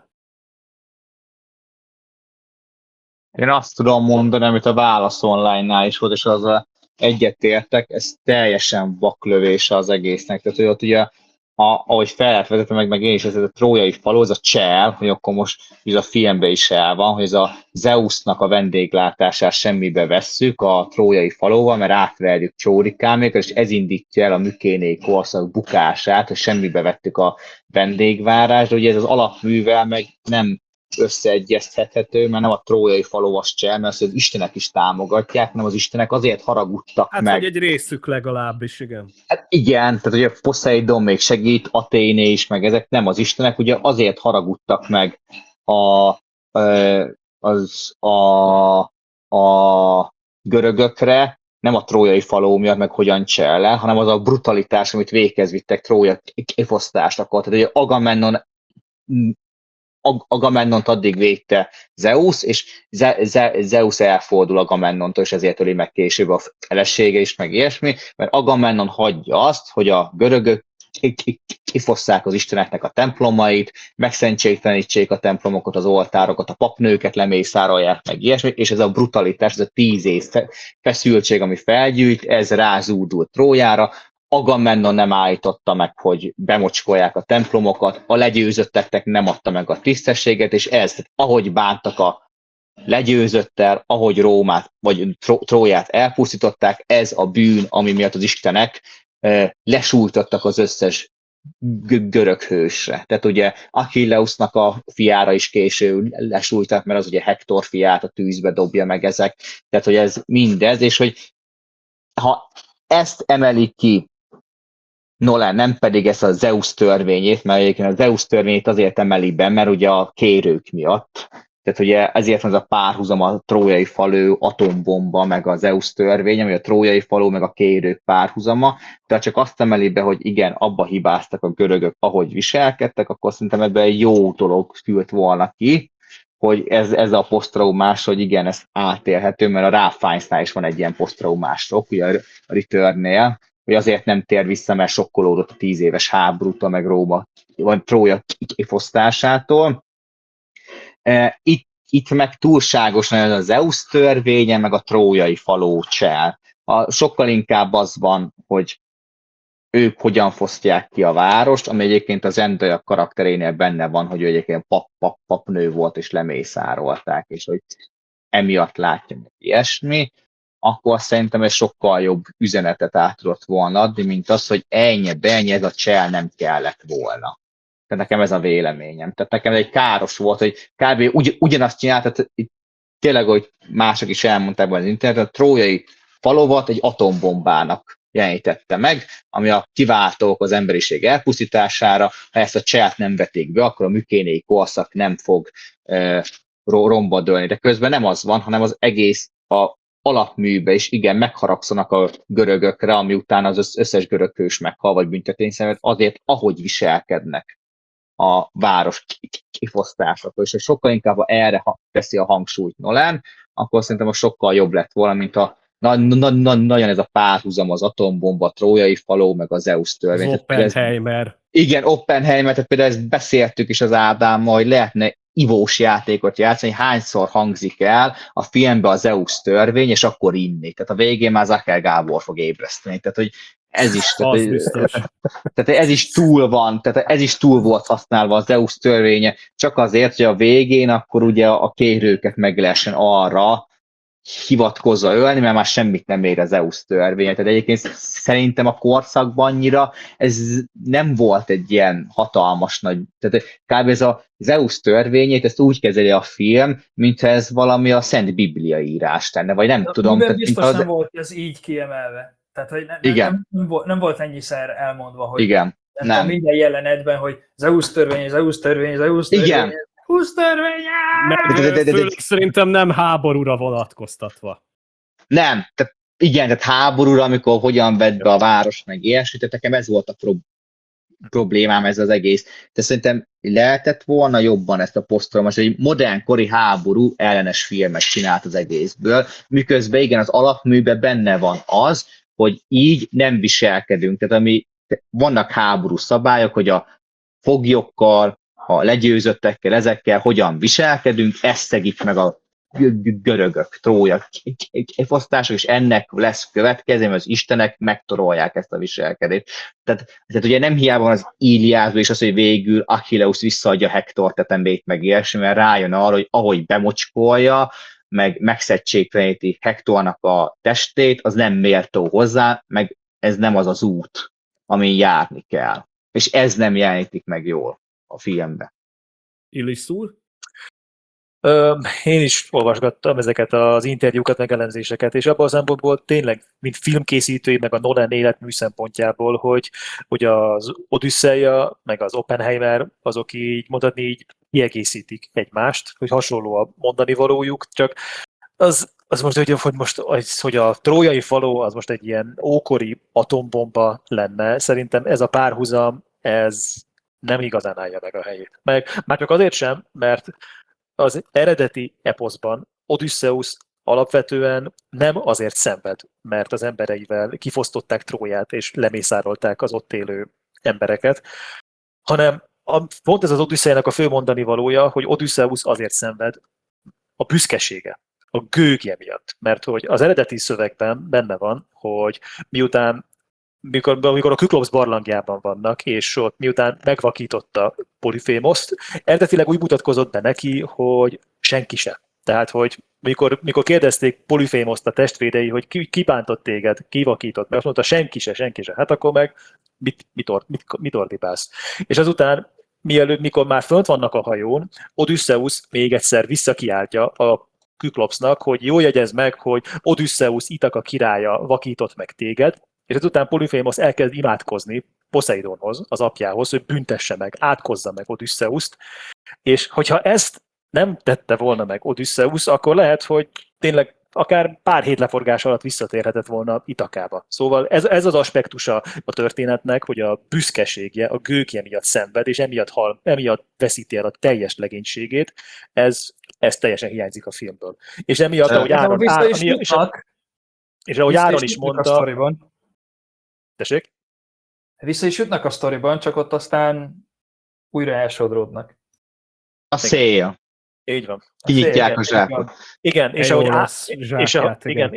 és ahogy Áron is mondta, ebből az egészből egy ilyen modern háború ellenes üzenetet kihozni, illetve hogy a PTSD-ről szóljon a film.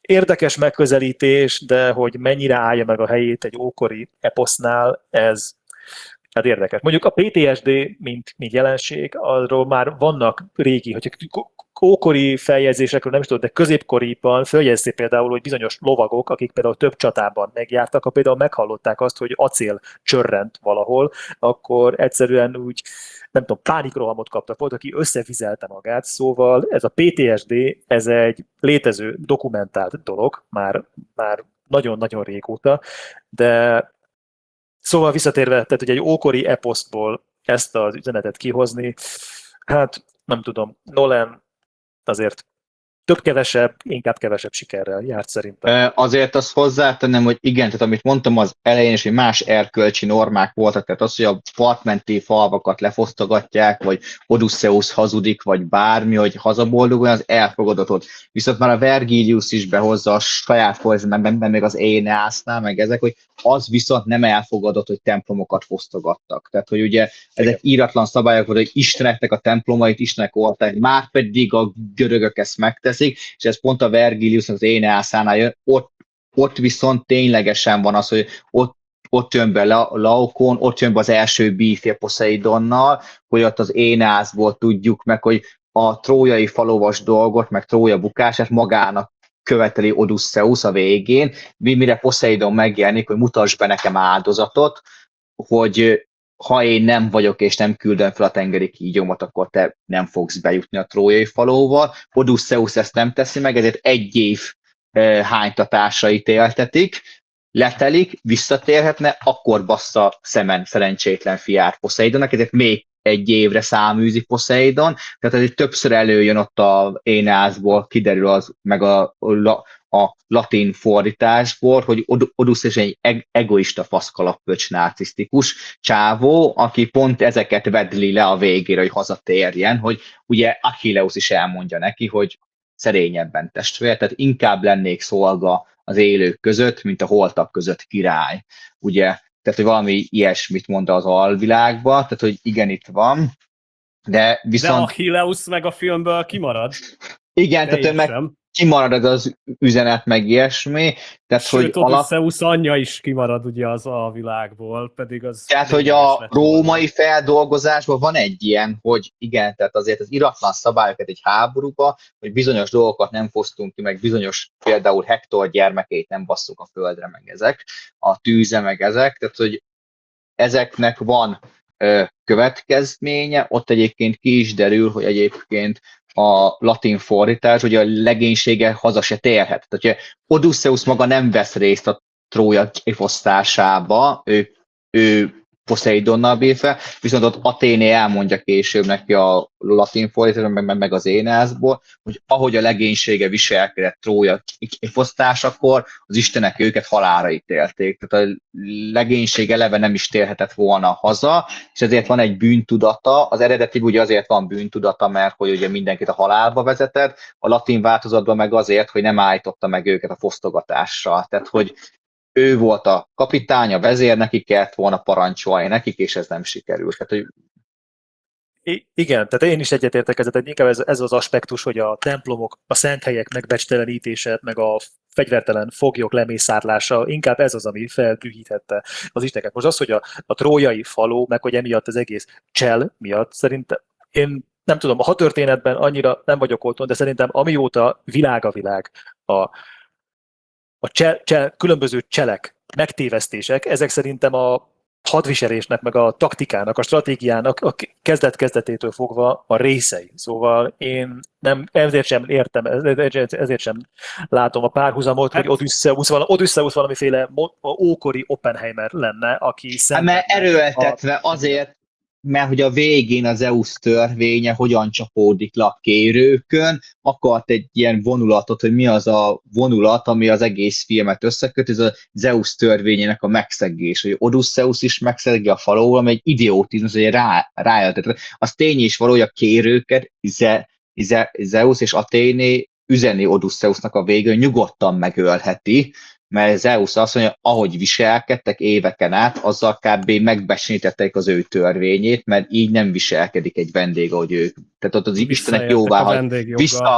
Vissza, de a Trója esetében nincs vendégjog, tehát háborúztak. Tehát én ezért nem, tehát egy nagyon erőltetett és beleerőltetett volt. A PDS, ugye a Ralph Fiennes-nak a Return filmét nem tudom, tehát ott is megbicsaklik néha, de ott sokkal jobban bemutatta ezt a PDS, hogy ott valójában Odysseus még azért egyrészt nem akar a családok szemébe nézni. Tehát ott el is mondja Ralph Fiennes-nak a karaktere, hogy ő egyrészt azért nem akart visszajönni, hogy a alatvalójának a szemébe nézni, hogy ő visszatér, de hol vannak a gyerekek, akiket elvitt, a férjek, meg ezek, hogy halálba vezetett 600 embert.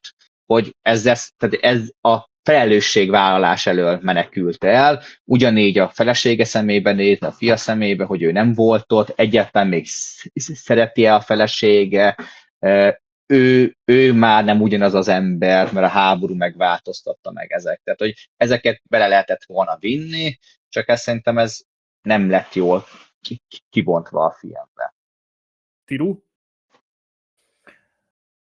Hát a PTSD témával én amúgy együtt tudok élni, hiszen azért szerintem az eredeti műnek is van egy ilyen vonulata a háború traumájának megélése. Tehát, hogyha leásunk a fantasy rétegek alá, akkor lehet így értelmezni, szerintem az eredeti művet is, illetve, hogy Balázs is mondta, azért ismerünk régi feljegyzéseket, sőt, én úgy tudom, hogy már a rómaiaknál is volt, ahol megjegyezték, hogy azok, akik sok-sok csatát megéltek, azoknak az elméjére az hatással van. Tehát, hogy nyilván a régi emberek is képben voltak ezzel a dologgal, hogy nem tudom, hosszú éveket végig háborúzni, az nem feltétlenül előnyös a mentális egészségre. Hát de konkrétan pont a Homérosnak a két eposza, az Iliászba, meg az Odüsszeusba, Achilleus és Odysseus az első két olyan bronzkori uralkodó, akik a saját embereiknek az épségért aggódnak, hogy basszus, tehát ugye a Myrmidonok, Patroklosz, meg ezek, hogy Achilleus belátja az egész háború értelmetlen, haza akar menni, meg ezek nem akar háborúzni, Odysseus ugyanúgy belefárad, az emberei élete, meg ezek, tehát maga az eposzban is, ahogy te mondod, teljesen benne van ez, hogy két olyan főszereplő van az eposznak, aki azt mondja, hogy nem jó a háború, nem jó a vérontás, és hogy az alattvalóimmal és az embereimmel mi az Isten lesz. Tehát, hogy én vagyok a felelős értük, és nem tudtam őket megóvni. És basszus, nekem van a felelősségem az, hogy amikor hazamegyek, akkor mi az Isten fogok mondani annak az anyának, meg annak a feleségnek, hogy hol a gyerek, hol a férj.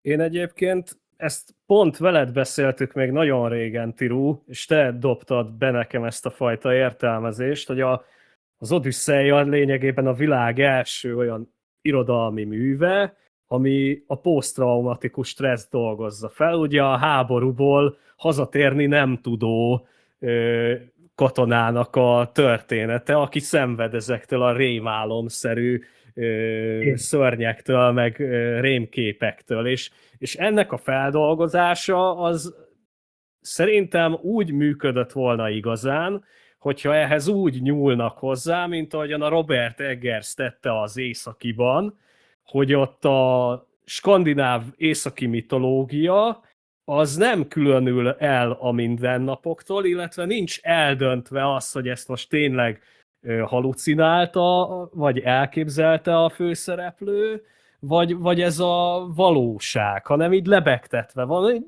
Döntse el a kedves néző, hogy itt most melyik az igaz. És szerintem ez az Odüsszeia is úgy működött volna igazán, hogyha Nolan nem rágja ezt a szánkba, hogy kicsoda a Pallas Athéné Zendaya karaktere, hogy az egy papnő, akit megöltek az oltárnál, és az ő képe köszön vissza, hanem így kicsit finoman így lebegtetve. Szerintem sokkal ütősebb lett volna az egész, mert így kerestem sokáig, hogy mi a bajom ezzel a fajta háború ellenes üzenettel, és az a bajom, hogy túl direkt és túl szájbarágos, és régen is voltak ilyesfajta háború ellenes filmek, például mondjuk a Szarvasvadász, ahol ilyen nagyon direktben, nagyon az arcodba mondják, háború rossz, szar dolog, és vannak a finomabb, ilyen subliminálisabb filmek, mint az Apokalipszis most, vagy az Acéllövedék, ahol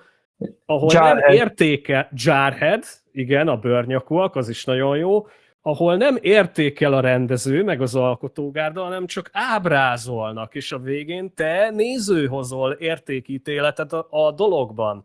De itt Nolan helyettünk dönti el azt, hogy azt kell gondolnod, kedves néző, amit én gondolok. És engem ez zavar a legjobban ebben az egészben, hogy túl direkt, túlságosan egy ilyen, mint hogyha tényleg néha kicsit hülyének vennék a nézőt, hogy ennyire meg kell mondani neki, hogy mit gondoljon. Nem, fel tudjuk mi ezt dolgozni szerintem enélkül is, hogy így ennyire próbálnák ezt megmagyarázni, és akkor több rétegű lenne ez az üzenet is, akár a PTSD-vel kapcsolatban, és tényleg nagyon hiányolom azt, hogy az istenekkel, a teremtett világgal szembeni alázatnak a fontosságát ez a film nem emeli át az Odüsszeiával, az alapműből. Hogy tanuljon ez az ember alázatot, hogy tanulja meg elfogadni azt, hogy ő csak egy emberi lény, aki fölött más erők, most mindenkinek a hitére bízom, hogy milyen erők, de uralkodnak.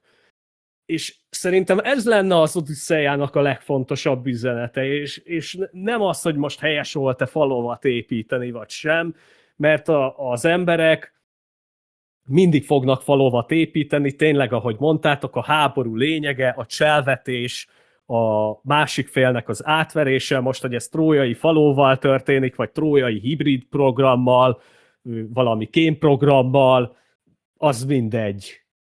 Ez nem fog változni. Nekem, amire én ki akartam még az előző gondolattal lyukadni, hogy szerintem, tehát, hogy igen, ezt már beszéltük mi korábban privátban, Ádám, hogy én ezt így látom, tehát hogy ezzel nincsen gond, hogy szerintem ki akarta Nolan ezt emelni, mert nekem ez kimondottan tetszik, meg mondom, én magam is így értelmezem egy kicsit az Odüsszeát, csak hogy amit viszont Áron mondott, hogy állandóan ez a Zeus törvénye, de nem ez volt a lényeg. Nem ez, én nem így értelmezem, nyilván az, hogy ki hogyan értelmezi az egyéni szoc probléma, de hogy szerintem nem így kellett volna értelmezni Odysseusnak a traumáját, vagy tragédiáját, hanem tényleg az, hogy egyrészt meglátja azt, hogy az a vérontás, ami ugye a 10 évnyi nyomor, harag, keserűség, stb. Hatására ott semmi nem volt szent, és ugye valahol mögé látja azt, hogy ennek ő a felelőse lényegében, plusz amit Ádám is mond, hogy ugye, ami viszont ezeknél az antik népeknél nagyon fontos volt, hogy tényleg az istenek helye, vagy hát nem csak az antik népeknél, de mondjuk ebben a kultúrkörben kimondottan az szent, és ugye így rá lehet csatlakozni a mesére is, hogy megharagszanak rájuk az istenek, és akkor ugye ez is egyfajta traumája Odysseusnak, hogy ajjajjaj, az istenek bizalmát vagy szeretetét is eljátszotta, csak hogy ezeknek egyikét sem éreztem úgy, hogy a filmben meg akarja nekünk Nolan mutatni, hogy bármelyik traumát ennyi idő Odysseusnak feldolgozni, vagy kiköszörülni a csorbát az isteneknél, stb. Hanem egész egyszerűen csak úgy megy, és akkor kb. Mint Zeus törvénye súlykolva van, hogy háború rusz, értem. Persze, hogy értem, hát nem vagyunk hülyék, amit az Ádám is mond, tudjuk, hogy rossz a háború, de nem kell a számba rágni. És ezért nem működött szerintem. Tehát, hogy amúgy egy kicsit földhöz ragadtabban állt volna ehhez, akár mint a The Return, Ralph Fiennes-szal, akkor tök jó lett volna ez a PTSD vonal. De konkrétan még a Wolfgang Petersonnak a Trójájában is az is földhöz ragad, de még ott is ott van az istenek, mert többször van, amikor a műrmidónoknak parancsba adja, a templomot fosszák ki, akkor például az alparancsnok azt mondja, de ez Apollón temploma basszus, de ne csináljunk, ennek lesz következő, és mondja Achilleus, hogy pont leszarja, mert őt a dicsőség. Vagy amikor ugye Priamos mindig kikéri a jósok, meg az Apollónnak a valami, és még van is az, hogy Hektor megkérdő, jelezte Apollón üzenet, és utána a pap azt mondja, hogy lám Hektorra pedig esújtott Apollón haragja, mert Achilleus ellen meghalt, és akkor Parisra ezért nem hallgat az apja ezután, mert ő is megkérdőjelezi a jósnak, vagy utána ott Agamemnont megölik, mert azt mondja, hogy égjen minden, és akkor ott is mondják a papok, meg Priamos, hogy a templomokat kiméljék meg, és azt mondja Agamemnon, nem minden égjen, és utána pont egy papnő öli meg. És egyébként igen, tehát még ott is be van mutatva a hiedelem, meg ezért basszus, nem biztos az istenekkel, meg a templomokkal lacafacázni kéne, mert így vagy úgy utolér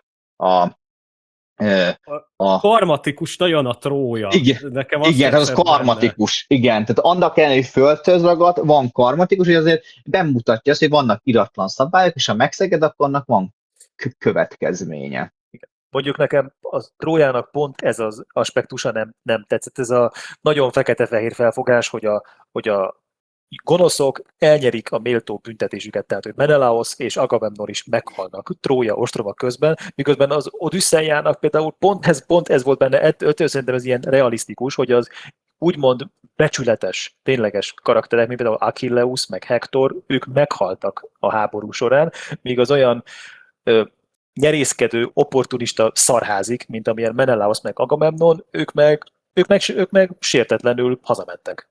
Nem, igen, de Agamemnon utána meghalt. Jó, az más, mert hogy Agamemnont Klytaimnésztra megölte. Mondjuk őt meg azért, mert Menelaos ugye tényleg életben marad. Menelaos életben marad, hát Agamemnon elkövette ezt a hibát, hogy magával vitte Kasszandrát, és az ő szeretőt csinált belőle. Hát meg a lányát megölte. Meg hogy a lányát Ifigeneiát feláldozta, az meg a másik. Igen, és ott egyébként a Zeus veszi le róla az oltalmazó kezét azért, mert hagyta, hogy az istenek templomát elfosszák, és ezért nem figyelmeztette Zeus arra, hogy a felesége meg a szeretője mire készül, és ezért hal meg. Jó, Menelaos egyébként meg szerintem ő annyira nem opportunista, hogy Csórikámnak egyetlen egy bűne volt az egészbe, hogy pont az idióta fuckboy Paris az almát Afroditének adta, így pont az ő feleségét lopják el. Egyébként ő neki utána meg az lesz, hogy egyiptomi fáraónő a felejtésbájtól át odaadja neki, meg Helénának, megisszák, és talán boldogan élnek, még meg nem halnak.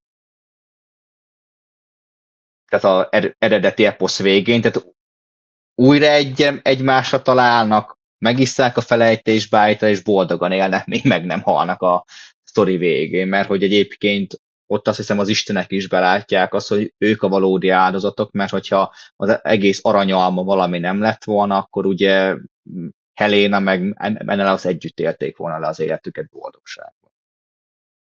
Lassan szerintem kanyarítsuk a végére a kis beszélgetésünket, de azt azért még röviden megkérdezném tőletek, tényleg ilyen pár mondatba, hogy szerintetek nevezhető-e ez egy Homérosz szelleméhez hű adaptációnak, ez a legújabb Odüsszeia? Tiru, nagyon ráztad a fejed.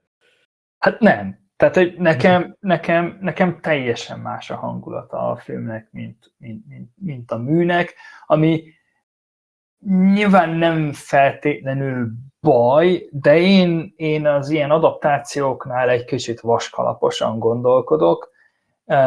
Nyilván módosítani, változtatni sokszor dramaturgiai szempontból muszáj, hiszen nem tudom, ez is egy maratoni hosszúságú 3 órás film volt, de abba sem fog beleférni minden, ami x 100 oldalban leírható, ezzel így rendben vagyok, de hogy alapvetően azt a hangulatot és nagyságrendileg üzenetet közvetítse, mint az eredeti mű, az én olvasatomban elengedhetetlen egy adaptációnál. Ma már sokszor emlegettük a Gyűrűk ura trilógiát, ami szintén baromi sok mindent megváltoztatott a könyvhöz képest, de a lényeg, a magja, az üzenete, a hangulata az ugyanaz maradt, és én ezt várnám egy adaptációtól, és nekem amiket felsoroltunk, ilyen hiányosságok, itt az összehasonlítgatás során, hogy mi volt ugye magában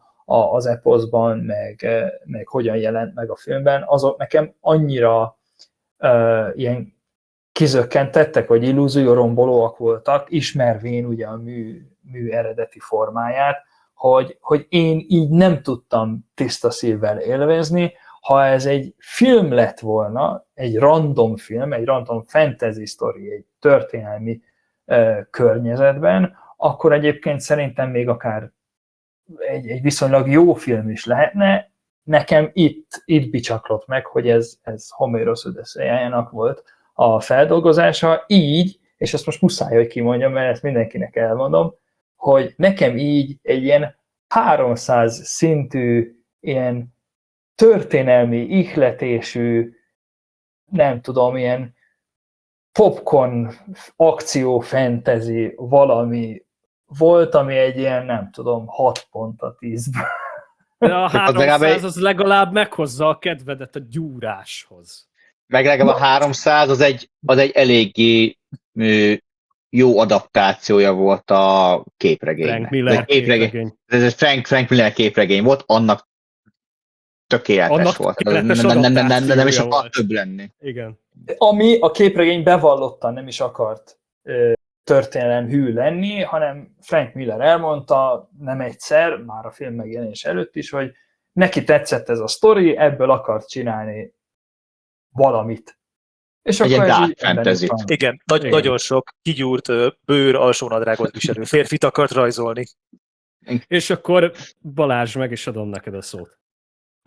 Hogyha szigorúan nézzük, hogy mennyire hű az eredeti eposzhoz Nolan Odüsszeiája, akkor nyilvánvalóan az lesz a válasz, hogy nem igazán. De én alapvetően azon a véleményen vagyok, hogy nem is kell, hogy szerintem ez a célja legyen, mert hogy már az ókori görögök is folyamatosan újra értelmezték a mítoszaikat, mindig újfajta szereplőket, pont ez a lényege a szájhagyomány útján terjedő történetmesélésnek, hogy mindig valaki hozzátesz valamit ezekhez a történetekhez, és szerintem emiatt, hogy emiatt most ezt felróni Nolannek, vagy bármelyik más Odüsszeia adaptációnak, ezt szerintem, hát föl lehet róni, de sok értelmét nem látom. Igazából, hogyha így nézzük, akkor például Ugyanígy kritizálhatnánk például az első SpongeBob filmet is, ami például az Odüsszejának egy fajta adaptációja, vagy például a Coen testvérektől az Ótestvér merre visz az utat, ami egyébként a mai napig Hatalmas film, imádom. a legjobb Odüsszeja adaptáció, és én ebből a véleményemből nem engedek. Pláne, hogyha még a bluegrass zenét is szereted, akkor főleg. Igen. Szóval szigorúan nézzük, akkor nem igazán hű az eredeti homéroszi eposzhoz, de szerintem nem is kell feltétlenül annak lennie. Sejtem a válaszodat, Áron, de tiéd a szó. Én nekem nem. Szerintem egy rossz adaptáció, egyrészt abszolút nem jó adaptáció, nem azért, mert nem hű több aspektusában, hanem például az, hogy nem érzem azt, hogy a görög mitológia világába járok, tehát ledob a film állandóan, tényleg, amit a Tiru mondott, hogy egy random fantasy világba járnék, tehát nem érzem azt, hogy a görög hitvilág színes, szagos világába járok, illetve nekem nagyon szájbarágos és félreértelmezett az üzenet, és ahogy gondolatolvasó vagy, mert pont fel akartam, hogy az Ótestvért, ami annak ellenére 1920-ban játszódik, nagyon jól visszaadja az eredeti homéroszi műnek a mondani valóját George Clooney-ékkal. Tehát, hogy ott például jól adaptálták, de például ott van most, ami a fiatalok körében hatalmas nagy siker, ez az online animációs musical széria The Epic, ami Odüsszeja feldolgozás, ott is több mindent megváltoztattak, ennek ellenére az alapműnek a mondani valóját tökéletesen végigviszi. Tehát, hogy nem feltétlenül kell egy az egybe adaptálni, mert ahogy Tiru is mondta, a Gyűrűk ura is ott van, itt inkább a részleteken bukott el számomra, hogy félreértelmezi a mondani valót, nem jelenti meg azt a hitvilágot, amit akarunk, hanem tényleg a Kirkénél azt éreztem, hogy egy Robert Eggers féle horrorfilmbe csöppentem, vagy éppen egy középkori viking szakában, amikor holtak birodalmában vagyunk, tényleg, mint egy Izlandon járnék, tehát nem érzem ott jártál, ott forgattál. Igen, ott jártam, megyek otthon. Igen, tehát hogy ez a bajom, hogy nem érzem a homéroszi világnak az eszenciáját, és a mondani való nagyon félre van értelmezve, félre van magyarázva, nagyon Nolannek az értelmezésére van átforgatva, és nekem a színészi alakítások jó része is elviszi a filmet. Tehát nekem a részletek, amiből a film összeépül, azok miatt azt tudom mondani, ez egy nem jó adaptáció. Összességében én is azt tudom mondani, hogy ez nem egy jó adaptáció, és nem egy hű adaptáció, mint amit egyébként sok kritikus is szerintem tévesen leírt ezzel a filmmel kapcsolatban. Említettétek már szerintem a Válasz Online-os podcastot a Karsai Györgyel, azt mindenkinek ajánlom figyelmébe azt a kibeszélőt, ott tényleg egy valódi görög eposzokhoz értő szakember értékeli ezt a művet, és ő is megmondta, hogy ez Nolan és nem Homérosz, tehát egy abszolút egyedi értelmezését láthatjuk az eposznak.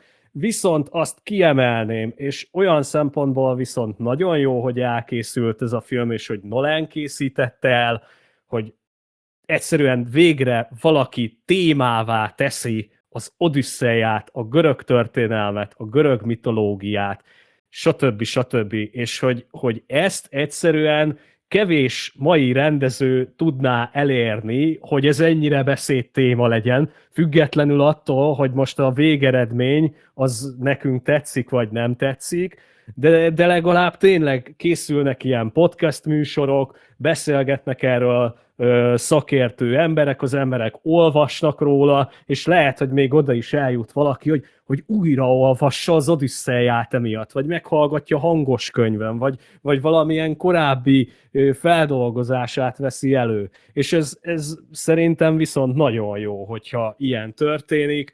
A Ridley Scott Napóleon filmjének se örültem, borzalmas lett a végeredmény, de legalább megvolt az a pozitív hatása, hogy Napóleont újra témává tette, és beszéltek erről az emberek, hogy kicsoda volt Napóleon, mit is csinált, stb. És itt is ez a pozitív előnye abszolút megvan az Odüsszeiának, hogy most 3000 év óta még mindig Homéroszról beszélünk. Igen, ezzel én is csak is egyet tudok érteni. Tehát önmagában az, hogy a görög mitológia, meg a trójai mondakör, meg a homéroszi eposzok, ezek most tényleg részei lettek a közbeszédnek, meg a diskurzusnak, ez szerintem önmagában ez egy óriási dolog. És Óriási. hogyha ennek az lesz az eredménye, mint ami például Ridley Scott gladiátorja után volt, ami szintén egy ilyen reneszánszt indított el az ókori filmek, meg az ókori Róma ábrázolásában, hogyha hasonló eredménnyel fog járni Nolan Odüsszejája, akkor szerintem már megérte. Mondjuk